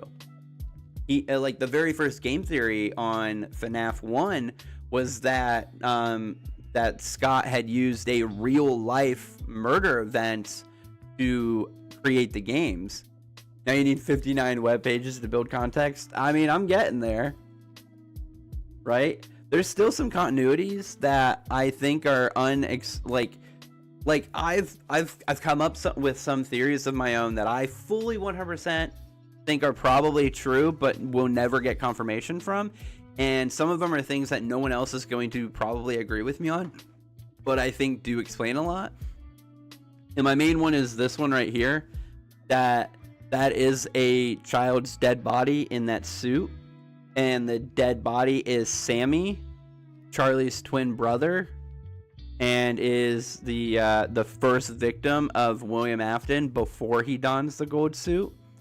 That William Afton was always sociopathic and always had a tendency to want to murder, and was just like, society doesn't approve of that, so I'm not gonna do it. But then Sammy, the son of the guy that he's like kind of in like a like jealous rivalry with, but is now business partners with, comes in and annoys William in the parts room, and William's in the middle of being angry and like out of frustration accidentally kills Sammy, and it like clicks something in his brain where he's like, you know what, why have I been holding back? I should be allowed to kill if I want to. And he like stubs the kid in the suit, right? And then I think he goes, he kills Sammy later on that same day while Sammy's he like kills him, but then he realizes, oh shit, I shouldn't have killed this kid, this is bad, people are gonna know it's me, blah blah blah. So he hides Sammy's body, disposes of it later on in the day, but before he has a chance to fully to get to the point of disposing it, Cassidy gets locked in the closet, discovers the body in the employee only room. Yes, and Cassidy discovers the body, and then after he discovers the body, I think he tells his dad, and his dad you know, like tells him it's okay, you know, everything's all right, or like he didn't actually, that's not actually what it is, or something like that. And then in order to keep an eye on his son Cassidy, he gives him the like first prototype of a Lonely Freddy, a animatronic stuffed animal that follows him around. Because if you look at all the mini games from FNAF 4, Cassidy doesn't carry this thing around. It follows him. When was the crying child ever Cassidy? You haven't watched the most recent game theory. No, dual process theory, they have like this big long timeline where they have like these two major points. I believe the first one, I don't agree with the second one. Michael's definitely not the vengeful spirit, but I do believe Cassidy is crying child. Because, so, for a while now, we've, a lot of theorists believe that vengeful spirit is Cassidy and crying child is still unnamed, but actually I think it's crying child is Cassidy and vengeful spirit is still unnamed. But I think we have a name for vengeful spirit, but will anybody else accept my theory but me? I know the people that watch me, some of them accept the theory, but a lot of people don't outside of me, I think anyways. But Cassidy just makes sense. All the clues to get the name Cassidy are made from altered text, not from faded text. So, and altered text is believed to be the crying child. And then also, Cassidy is a male name when it comes to like English, Scottish, and Irish people. It's a unisex name, but it is more male use over in the UK, Scotland and England, and Britain and Ireland than it is in America, where we think it's more of a girl's name. So Cassidy Afton, with the Aftons being British, it would be a nice way to like it's a nice way to show that they're British, but it's also like a way to be like, who knows what the gender is, blah blah blah. But no, Cassidy being being a British name for a British child makes sense in my mind, and in a lot of things make sense for that.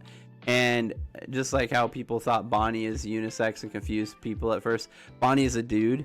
So yeah, Bonnie is a dude. Chica's a girl, Bonnie's a dude, Foxy's a dude, Freddy's a dude, Roxy's a girl, Mangle's a girl. Yeah. Yeah. So there's that. But no, I think Vengeful Spirit is right here. I think this is Vengeful Spirit, the second spirit in the Golden Freddy suit. And I redo this theory like every other day when I'm streaming, because new people come in and they ask and I get to do it again, and I'm so excited because it's my favorite theory.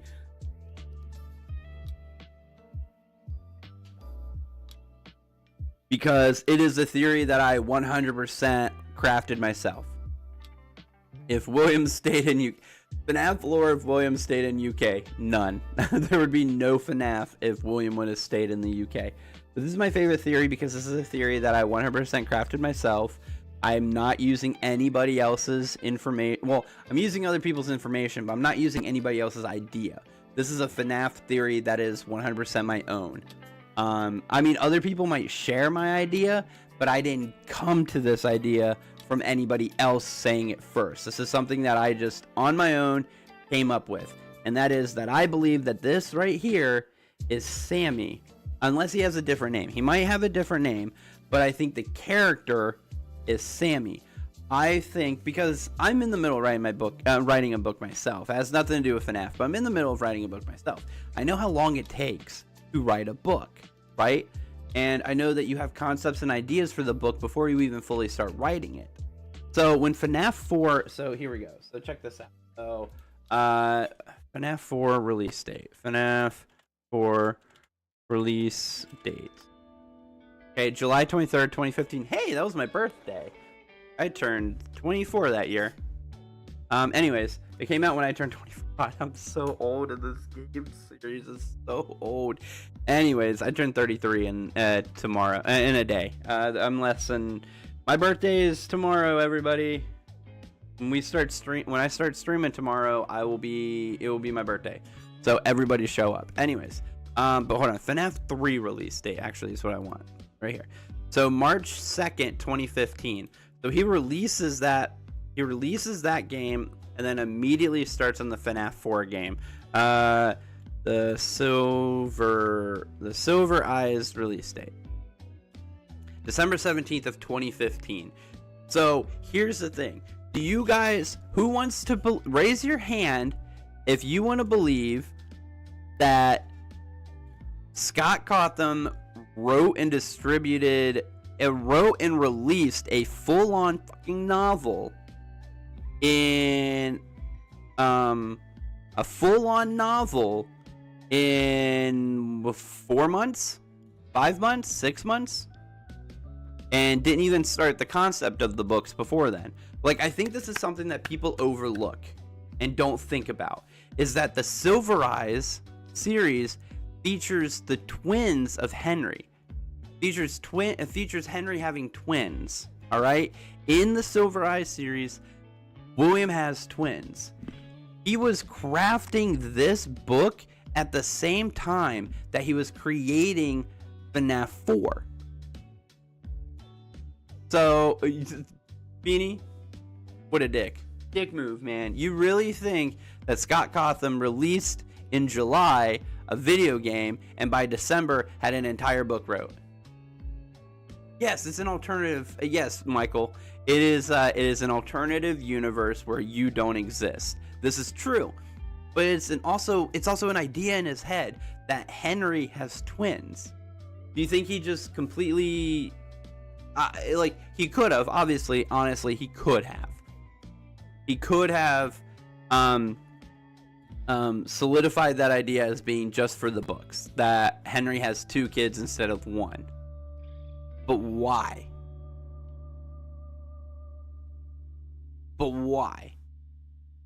What if, and here's the thing, what if he releases the game first? This is in the game because it was an idea in his head that he puts Henry's boy in this suit, killed by William Afton, right? And no one catches on to it. The book comes out, which would give us more clues to think about those kinds of things, and we just ignore it.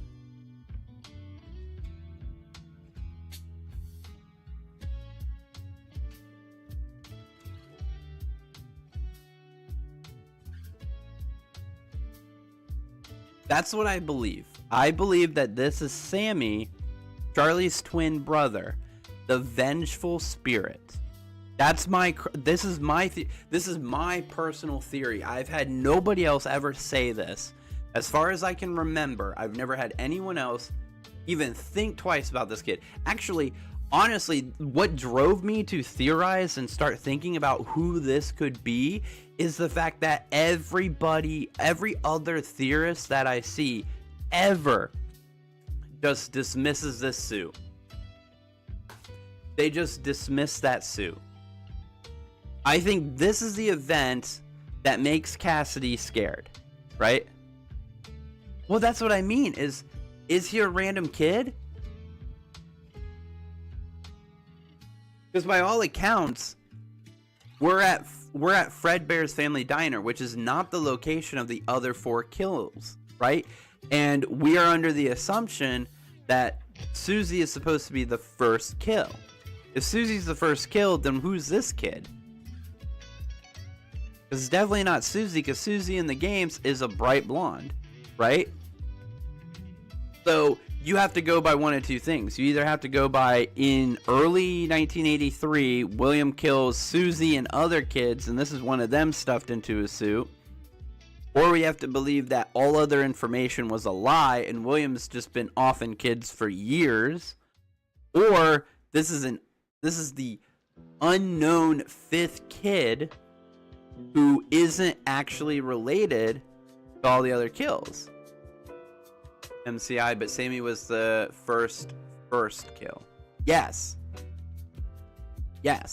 That's what it is. That's my theory. Is that Sammy was in this suit, and this also, so this theory of mine really gives a lot of explanation to a lot of things, right? So Sammy is in the suit, but only in the suit. The head's over here. So Sammy only possesses the suit. Cassidy gets bit in the head, but only in the head. He never enters the suit. So he only possesses the head. While when Sammy possesses the suit, he possesses the suit. He doesn't possess an endoskeleton because there is none. Cassidy only possesses the head. He doesn't possess a endoskeleton because by the time he actually dies from his coma and his spirit makes its way back to the Fredbear head, there is no endo inside of it. And that's why neither of them can see, because it's in suit mode. It doesn't have an endoskeleton. It doesn't have optical reticles to possess to give them the ability of sight. Boom. There it is in a nice, neat little thing. And narratively speaking, this is super satisfying. Super satisfying. Okay? I think the 5 kids that are in the story, that are in the that the event is talking about right here, 5 children are now linked to the incident at Freddy Fazbear's Pizzeria, where a man dressed as a cartoon mascot lured them into a back room with a suspect. While the suspect has been charged, the bodies themselves, blah blah blah blah blah. It's a tragedy. So I think the 5 kids now linked to the incident at Freddy Fazbear's Pizza.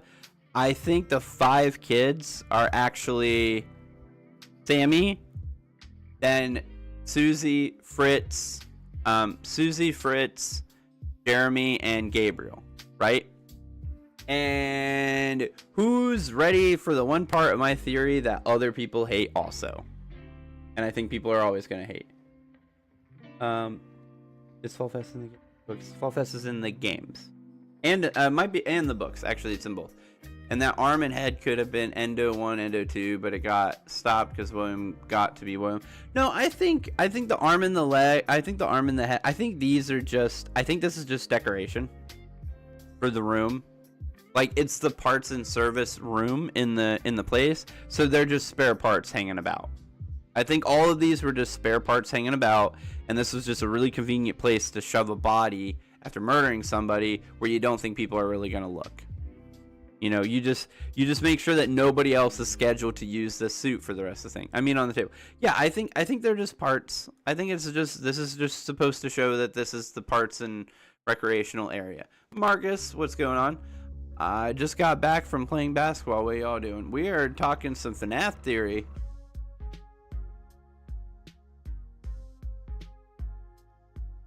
I used to be a hooper back in the day, back in my teens and 20s. Oh, cool. Yeah. So Vengeful Spirit is Sammy, the twin of Charlie. And I mean, it makes really nice sense. Like, it makes really good sense in a lot of ways, right? So the main way is that they're twins and they're doing like opposite sides of helping everybody else kind of situation. Sammy is focused on punishing everyone's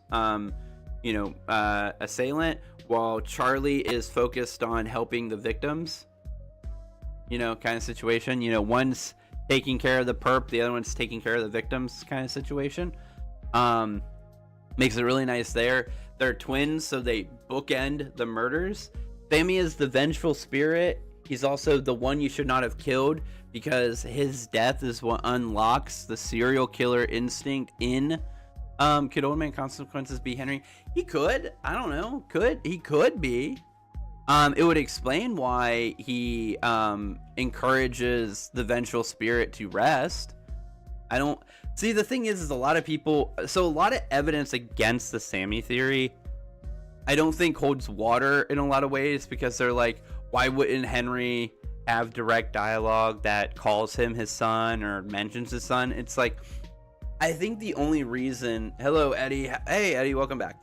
I think the reason that kind of voice lines or that kind of dialogue doesn't exist is for one specific reason, and that's because nobody's made this assumption yet, that this isn't a wide enough accepted theory.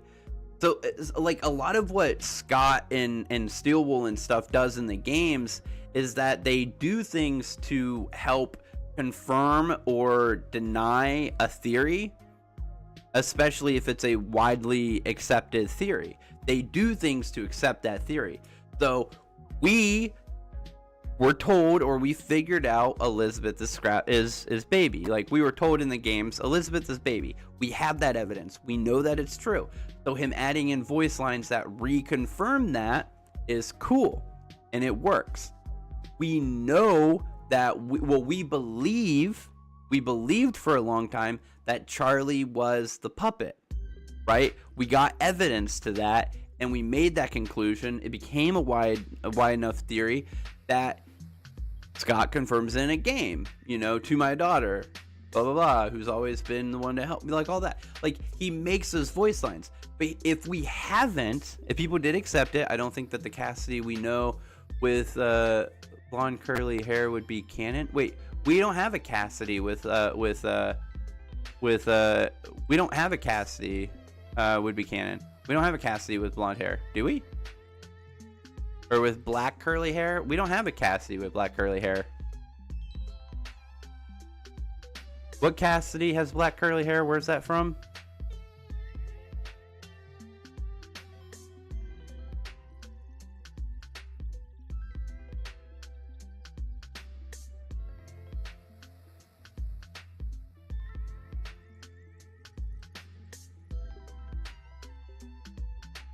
Just waiting on that answer because I'm not familiar with a Cassidy, the novel, specifically Young Charlie. But that wouldn't be Cassidy, that's Charlie.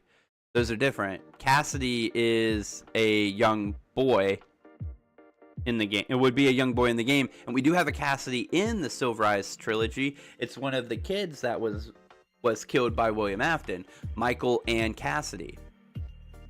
Two of the kids' names are removed, right? There is Michael and Cassidy take up two of the names of two of the victims that are in the games, that are in the books. There is who was it? Hold on. I just listened to this book not too long ago too. Victims' names in the Silver Eyes.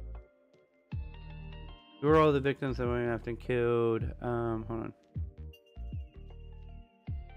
Susie, Jeremy, Gabriel, Fritz, Cassidy, Andrew, Vengeful Spirit. Okay. Oh, this is someone else who did this.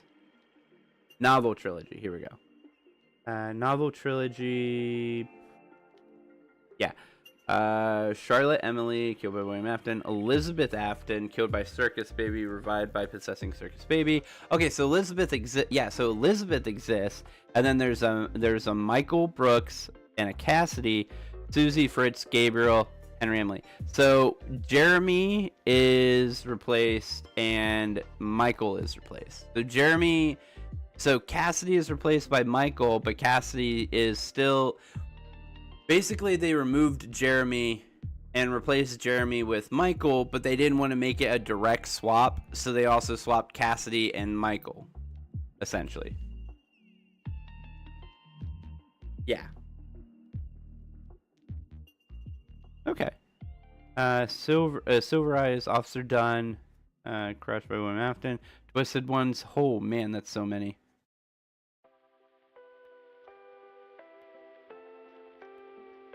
A lot of animatronics being killed. To be honest, Jeremy is way too overused. I think that's the point. He does on purpose to cause confusion. Makes a FNAF heard my idea about the guard will be stuck in the body of an animatronic, and they said they will think about it in the next Help Wanted. Cool, Eddie. That's awesome. I don't think Jeremy wasn't there. I don't think. Yeah, it was Jeremy. So Jeremy doesn't exist in the books, and instead is replaced by Cassidy or Michael. Well, is replaced by Cassidy and Michael. Oh, well, it was replaced by one of them. Yeah. So they replaced Jeremy with Michael, but then put Michael in Golden Freddy and moved Cassidy to Bonnie. Yeah. Like FNAF 5, Night 4, or 3. Yeah. Jeremy's in like 4 different things. Yeah, I know. There's multiple Jeremys. I think Jeremy is also the name of the game tester that cuts its own face off. I think that was another Jeremy. Now, the Jeremy and the Fritz from the games, I believe, are just either Michael or William disguising themselves, using the names of the victims to use as a fake identity, is what I think is going on there. Someone's hitting up a lot of emotes. I appreciate it. A lot of likes or whatever. A lot of hearts and celebrations and 100s. Love it. Yeah. Oh. And a theory that I did hear recently that I do really like is Shadow Bonnie and Shadow Freddy are the 2 workers. I'm so confused right now. Welcome to FNAF Theorizing. It's very confusing, right? Long and short of it, William has, in my theories, Henry has twins, Sammy and Charlie. Sammy is the first killed by William.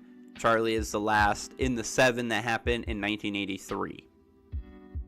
I think all the deaths occur in 1983. I don't think they all happen like super close to each other. Actually, it'd be 83. It would have to be because they all have to happen between Cassidy getting bit and Cassidy dying in a coma. The other 4 deaths have to occur. So I think it goes Sammy, a week later, Cassidy gets bit, goes into a coma. After both Sammy goes missing and Cassidy gets bit, they shut down Fredbear's and open up. I think they were already planning on opening up the Freddy Fazbear Pizza. I think they were in the process of opening it while the incidents happened at Fredbear's. So they closed Fredbear's. If I tried to plot out everything, it would probably take months or years for me at least. Welcome to Theorizing. They said they can't put all FNAF characters can't be possessed by the guards, so they said they can only be Freddy, Foxy, Chica, Bonnie, and any of the Funtime characters. And I said, okay, awesome, Eddie, that's dope. Anyways, so 83, Sammy dies, killed by Afton. Week later, Cassidy bit by animatronic, goes into a coma, shuts down Fredbear's Diner. Fredbear Family, Freddy Fazbear's Pizza place opens. The first one opens. The FNAF 1 location opens. Goes on. Opens within the first couple of months. Afton kills 4 more kids. Basically, frames Henry for the incident. Henry goes to prison. Right. Henry goes to prison. Cassidy succumbs to his coma, dies. Afton kills Charlie in a like depressed mood in the back alley. She possesses the puppet. She teaches the other spirits to possess their animatronics too. The animatronics start withering, right, over a few months. The place gets shut down because of the incidents that happened and with the animatronics. Because, like, if you look at this, and this is why I think that that's what happens with this one, is that Threaten was shut down over sanitation. So it's like all this happens has been fighting an uphill battle ever since to convince families to return to the pizzeria. It's a tragedy. Local pizzeria, Freddy Fazbear's Pizza, has been threatened again and again was shut down by the health department over reports of foul odor coming from the much-loved animal mascots. Police were contacted when parents reportedly noticed what appeared to be blood and mucus around the eyes and mouth of the mascots. One parent likened them to reanimated carcasses. Local pizzeria said to close by year's end after a long struggle to stay in business after the tragedy that took place there many years ago. Freddy Fazbear's Pizza has announced that it will close by year's end. Despite a year-long search for a buyer, companies seem unwilling to be associated with the company. These characters will live on in the hearts of kids. These characters will live on. CEO. So I think if we follow this, all right, June 26th.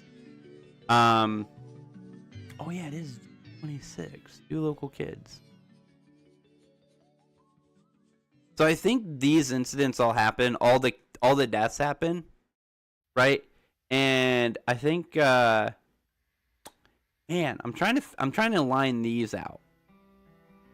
So it looks like it does stay open for a while. Well, they're many years ago. Wonder how many is many years ago.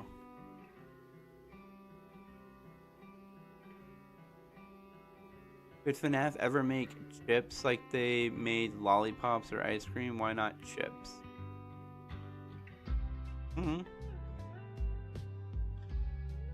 The idea that psychic friend Fredbear isn't originally with Cassidy, but William hands it to him after he gets scared.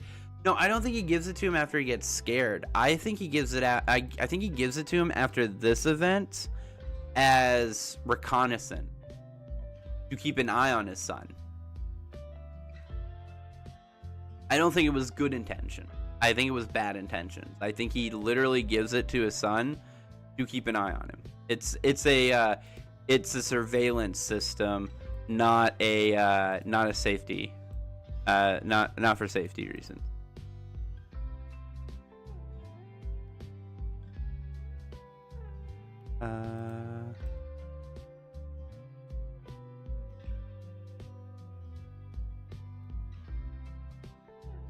I think here I can probably pull it up, better this up. Yeah, so here we go. So if we pull this up, if you look, I'm at my security guard shift at Chuck E. Cheese. Oh, nice. Let's see. That's hilarious. If that's true, that's really funny. But no, if you look, Psychic Friend Fredbear is not at all being carried by this child. And if you look in every frame where another witness would be there to see Psychic Friend Fredbear, he's hiding. He's just hiding. So like where Michael can see him, he's sitting on the bed, which is a natural place for the stuffed animal to be. He's sitting on the couch, where a natural place for a stuffed animal would be. But in rooms where no one else is gonna see that, how would we even get the flavor of a like they could use their faces as chips, and the flavor could be jump scare pizza, because they are a pizza place. Oh, they just make it pizza. They just make it really strong pizza flavor. But look, I mean, like, he's there. He's out in the open. He hides in the flowers when he thinks that you're in an area where you could be seen with him. In this frame, this is the really dope frame right here. Hold on, let's see if we can get down to it. This is the dope frame right here. Hold on, let me get down to it. This is my favorite spot. Like, me noticing something. That is Psychic Friend Fredbear. Right there, hiding behind the wheel of a car. And most people don't ever notice that. Don't ever notice that he's there. But there he is. That is Psychic Friend Fredbear. He hides in every frame where you're in an area with another kid. He's hiding and just listening. Right? So like this one, you go to talk to this girl, he's hiding behind the fence so she doesn't see him. But he's listening to you to see if you say something. You know, in this frame, where you talk to one of the kids who will later throw you into Fredbear's mouth. This is the kid that wears the Freddy mask. This is Freddy kid. Freddy bro, if you will. He hides in the sewer. This kid doesn't see him, but he can listen for whether or not you tell this kid about what you saw in the closet. When you're up here with this girl, right? He's hiding in the flowers. I don't think this is to show that he's become a flower. I think this is to represent that he's hiding in the flowers. But he's hiding in the flowers, out of the way, listening for if you tell this girl something. In the Springtrap area, he's hiding behind the cars, listening. When you're in the pizzeria itself, he's nowhere to be seen. He is hidden. He talks to you, but he's out of sight the entire time. Psychic Friend Fredbear is not your security plush that you carry around with you to feel safe is a surveillance tool used by your father to find out if you tell anybody about what you saw here. And I know the argument that a lot of people want to make, okay, and I'll cut it off right now. First of all, I gotta go ban somebody. Quit with these freaking ViewBot bots, okay? No one wants to buy your stupid ViewBot bullshit, okay? Anyways, I know what a lot of people will say, and I will say that this is true. This is the last scene, the last minigame that happens before the bite scene happens. But, and I'll point it out with, yeah, right here. FNAF 4 minigames. Okay. Five Nights at Freddy's, all the minigames. I will point this out. Hold on, we can go back to the, let me go back to the very beginning. I want everyone to see these. Okay. 5 days until the party. I know that pops up, and then you see this. Like your friend Fredbear, he starts talking to you. Right? What did he do this time? Don't be scared. Blah, blah, blah. You cry, and then he says, tomorrow is another day. Boom, 4 days left until the party. We start. He talks to you. Things happen. Tomorrow is another day. Boom. Day 3, we're in here. He talks to you. He left without you. Ba ba ba ba ba. You do this, you do that. Go, go, go. There's that. No, no. Oh no. Tomorrow is another day. 2 days until the party. He hates you. You have to give up. He talks to you. You go outside. You do a bunch of stuff. You're being followed by him. He's constantly checking to see if you're telling people about stuff. Go this way, that way. Go into your room. Boom, scared. What happens? Tomorrow is another day. Now pay attention to this one. I know it says 1 day until the party. Ignore that part. Who talks first in the scene? You do. You continue to. You lay down. You're scared. You're waiting to be found. That's interesting. Where was Psychic Friend Fredbear for that day? Every other scene, you have Psychic Friend Fredbear start the scene talking to you. Every scene, you have Psychic Friend Fredbear end the scene with tomorrow is another day. Except for that one. I argue that that scene is out of order. That this is not actually 1 day until the party. This is the event that leads to you being afraid. That leads to you being the crying child. The one who's whimpering all the time. Because you've witnessed your friend dead in a suit of one of the animatronics. Not just any suit, the Golden Freddy suit, right? And he's inside the suit, but there's no head attached. How did he get in there? Well, what's seen in the dark by a child is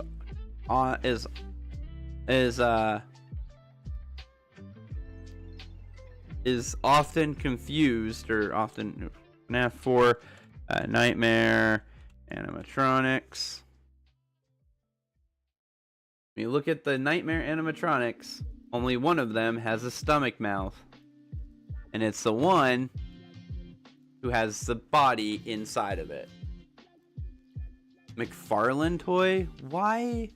Beanie, why do you always ask me to look up these random things that have nothing to do with the lore that we're talking about? Killing me. Hold on. I'm looking it up. You don't have to quit deleting your messages all the time, too. Crying child McFarlane toy?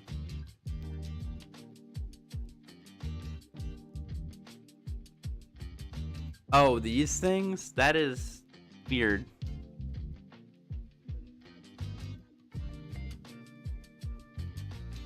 What are these, like, Legos, basically?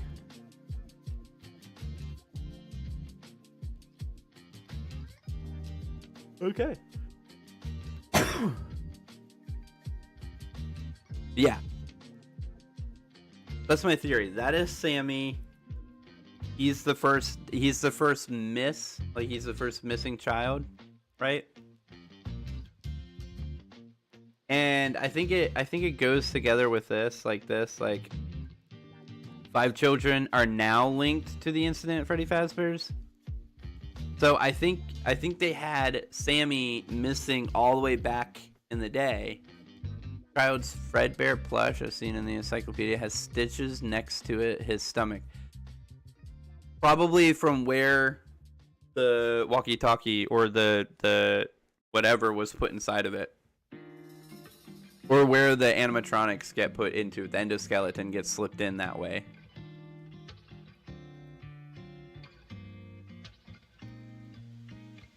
But the thing I want to point out too is that literally nothing, when it comes to the problem is that nothing and everything is reliable. It is unreliable to rely on everything in this series. Like the books, the movie, the books, especially, you can't. I understand that some people want to argue it, but I do not believe that there's a single book. Well, not that there's a single book. But I don't believe any of the book series are full continuities with the game. It doesn't make sense. It's impossible, right? I believe in the Sammy theory because, again, he would have been crafting the story for the Silver Eyes series at the same time that he was building the 4th game. So in his mind, he had a Sammy and a Charlie, and so why not have them in the game too, and then make them the 2 spirits, that deal with Afton. Like narratively, it just makes a lot of sense. Sammy and Charlie are twins, and the twins take care of Afton's sins. Sammy punishes Afton for his deeds, while Charlie helps the victims. What up, figure? It just narratively is satisfying. It's very satisfying in a lot of ways. Yes, no truer words have been spoken about this franchise.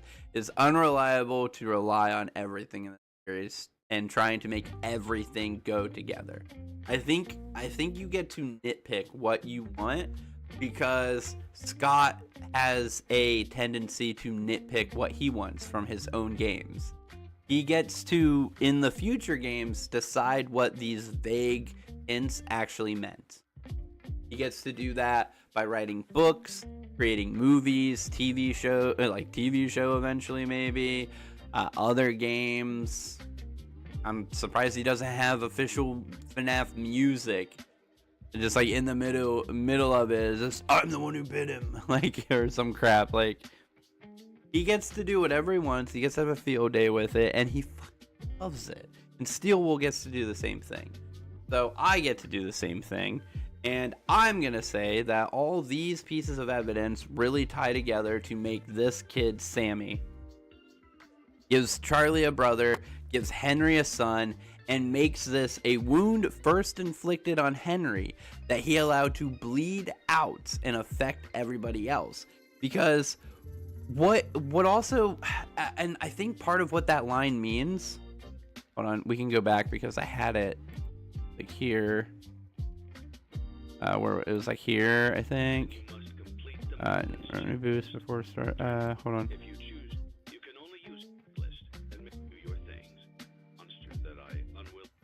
Yeah. It wasn't enough the loss of innocence, the loss of everything. Lured them back. I could make myself sleep, but not until I undo what he was done. Blah, blah, blah, blah. A wound first inflicted on me, but then one that I let bleed out to cause all of this. He set some kind of trap. I don't know what it was, but he led them there again. So a wound first inflicted on me, Sammy, but then one that I let bleed out to cause all of this. So William killed Sammy in the back room of the restaurant, but he made it look, what up, smelly farts, I like that shiny room. What I interpret this as is that Sammy was killed in the back room, but Henry was led to believe that Sammy had been kidnapped. So when he designed all the security features with the puppet and stuff, he designed them to make it to where other people couldn't kidnap children from his restaurant. Which I think, you know, obviously, if the main worry or what we think is happening is that kids are being abducted from the restaurant and taken away, to find out that the restaurant has put in a damn near foolproof method to make sure that doesn't happen, you are now at ease because your biggest fear is that your kid's going to be kidnapped from the restaurant. He never thought that William would take kids to the back and murder them that way, you know? And here's the one that I think everyone hates. Everyone's gonna hate, and I don't care. You guys can hate me all you want. I think this Midnight Motorist. I don't think Mustard Man or whatever his name is. I don't think this is William Afton. I think that's a random human adult. I think that's a random male. I think that is an abusive drunk father. And I believe that this is the story of Fritz being kidnapped. And I believe the car is designed that way, and it's raining to throw us off. I think they're red herrings that Scott purposely put in to do that, to make it to where we would think that it's that's the case. That this is not the abduction of Fritz. Because you think about it, the four kids, Fritz is the only death, the only kill that we have no story for now. We have no behind the scenes exposure to. If you think about it, like, name off everybody else and think about it. Okay? We got Sammy. If you believe the Sammy theory, we have Sammy. Here's Sammy. We know where Sammy is. We know how Sammy died. You got Cassidy. We know how Cassidy died. We have hold on, FNAF 6, what is it? Fruity Maze? Yeah, Fruity Maze. FNAF 6 Fruity Maze. Boom. We have Susie. We have how Susie died. This is our background story of how Susie died. 2 local children were reportedly lured into a back room during the late hours of Operation at Freddy Fazbear's Pizza on the night of June 26th. This is Jeremy and Gabriel, who we know were murdered together and now possess the Bonnie and Freddy best friends animatronics. We know how they died. We have... Where'd it go?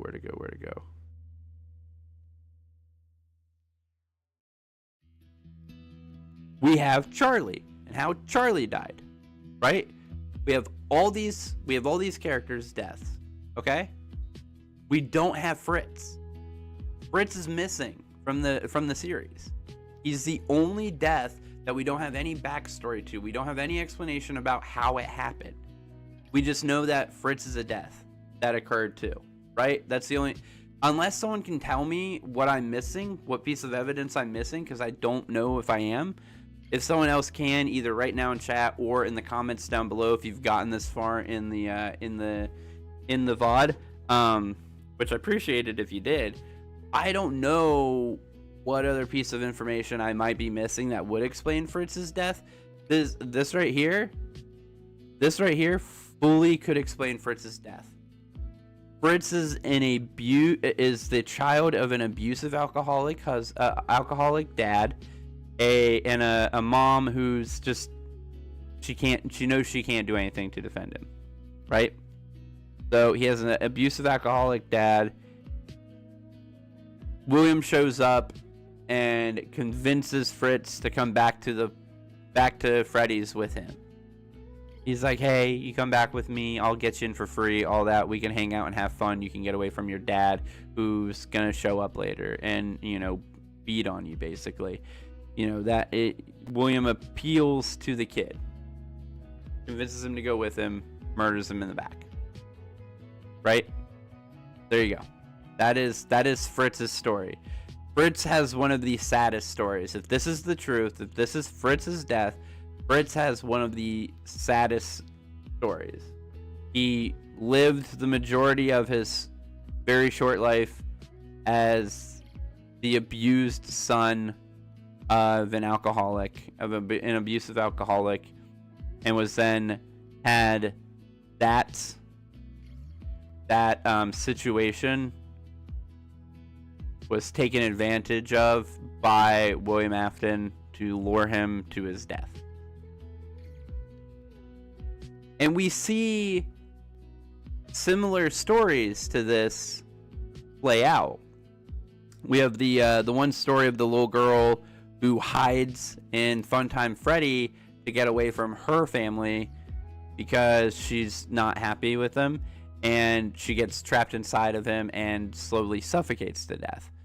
In the Fast Fair Frights or in the Pizza Place, I can't remember which book series it was, but that happens. She crawls inside of Funtime Freddy to get away from her family, and ends up suffocating to death because of it, and ends up dying that way. So this is a very plausible situation, and unless someone can give me other information that stops this from being that, this is the theory that I like working with. And again, I get it. Similar car to Afton's, but here's the thing. So, do you think Afton's the only one with a purple car? Do you think that's legitimately a possibility in the world? This entire universe, there's one guy with a purple car. Honestly, if I was William Afton, I'd get rid of that bitch immediately, because that means I literally can't do anything illegal, because everyone will know it was me because I'm the only person with a purple car. So, just saying. Why would we change the color of Afton? And you can't tell me that, and like, that's the thing, is like, some people make this argument that, well, also probably not Afton's because it's in some forest. Yeah, Afton's house being in the forest somewhere. Yeah, exactly. But like, people made like this other argument of, oh, he made Afton yellow instead of purple guy because purple wouldn't work with the background. But it's like, but the car is purple. If the car is purple, then there is no argument for Afton not being purple. Like, that doesn't hold water. Like, that doesn't hold water, in my opinion. That's not a argument that works for me. You can't make the car a color and then decide that the person can't be the color because it wouldn't look good. But it's like, but you decided to make the car purple. Like, that's your commitment issue, is that the car is allowed to be the same color to let you know it's that car, but the person doesn't have to stay the same color because reasons. No, I think this is supposed to be a completely different person, and I think this is supposed to tell the tale of Fritz being kidnapped. And I know it's called Later That Night because I think that it is later that night. I think he got Susie. After he got Susie, he left and went and got Fritz. But that's all the time I have for today, guys. Remember, it's just a theory. Everything I said is a theory. Nothing I say, I'm telling you, is 100% factual. If you can give me hard evidence that what I say is wrong, I will accept it. But narratively speaking, I think my main facts, anyways, my main theories work very well. And if you don't want to believe them, you don't have to. Honestly, I hold no ill will against anyone who doesn't believe my theories. I think they hold water. If you don't, that's you. That is your opinion, and you are welcome to your opinion. It's always just somebody spitballing. I will see you guys in the next stream. Don't forget to check out the book if you haven't yet on the Patreon down in the description. Well then, good night/morning, right, Jill? Thank you for that. Appreciate it. If you guys haven't joined the Patreon yet for free, go to the Patreon, join for free, read the book, come back with notes or whatnot, what you guys like and don't like about it. I'll see you guys in the next one, probably tomorrow, but I'm gonna make no guarantees about tomorrow because tomorrow is my birthday. But no guarantees. Love your faces. I'll see you guys then.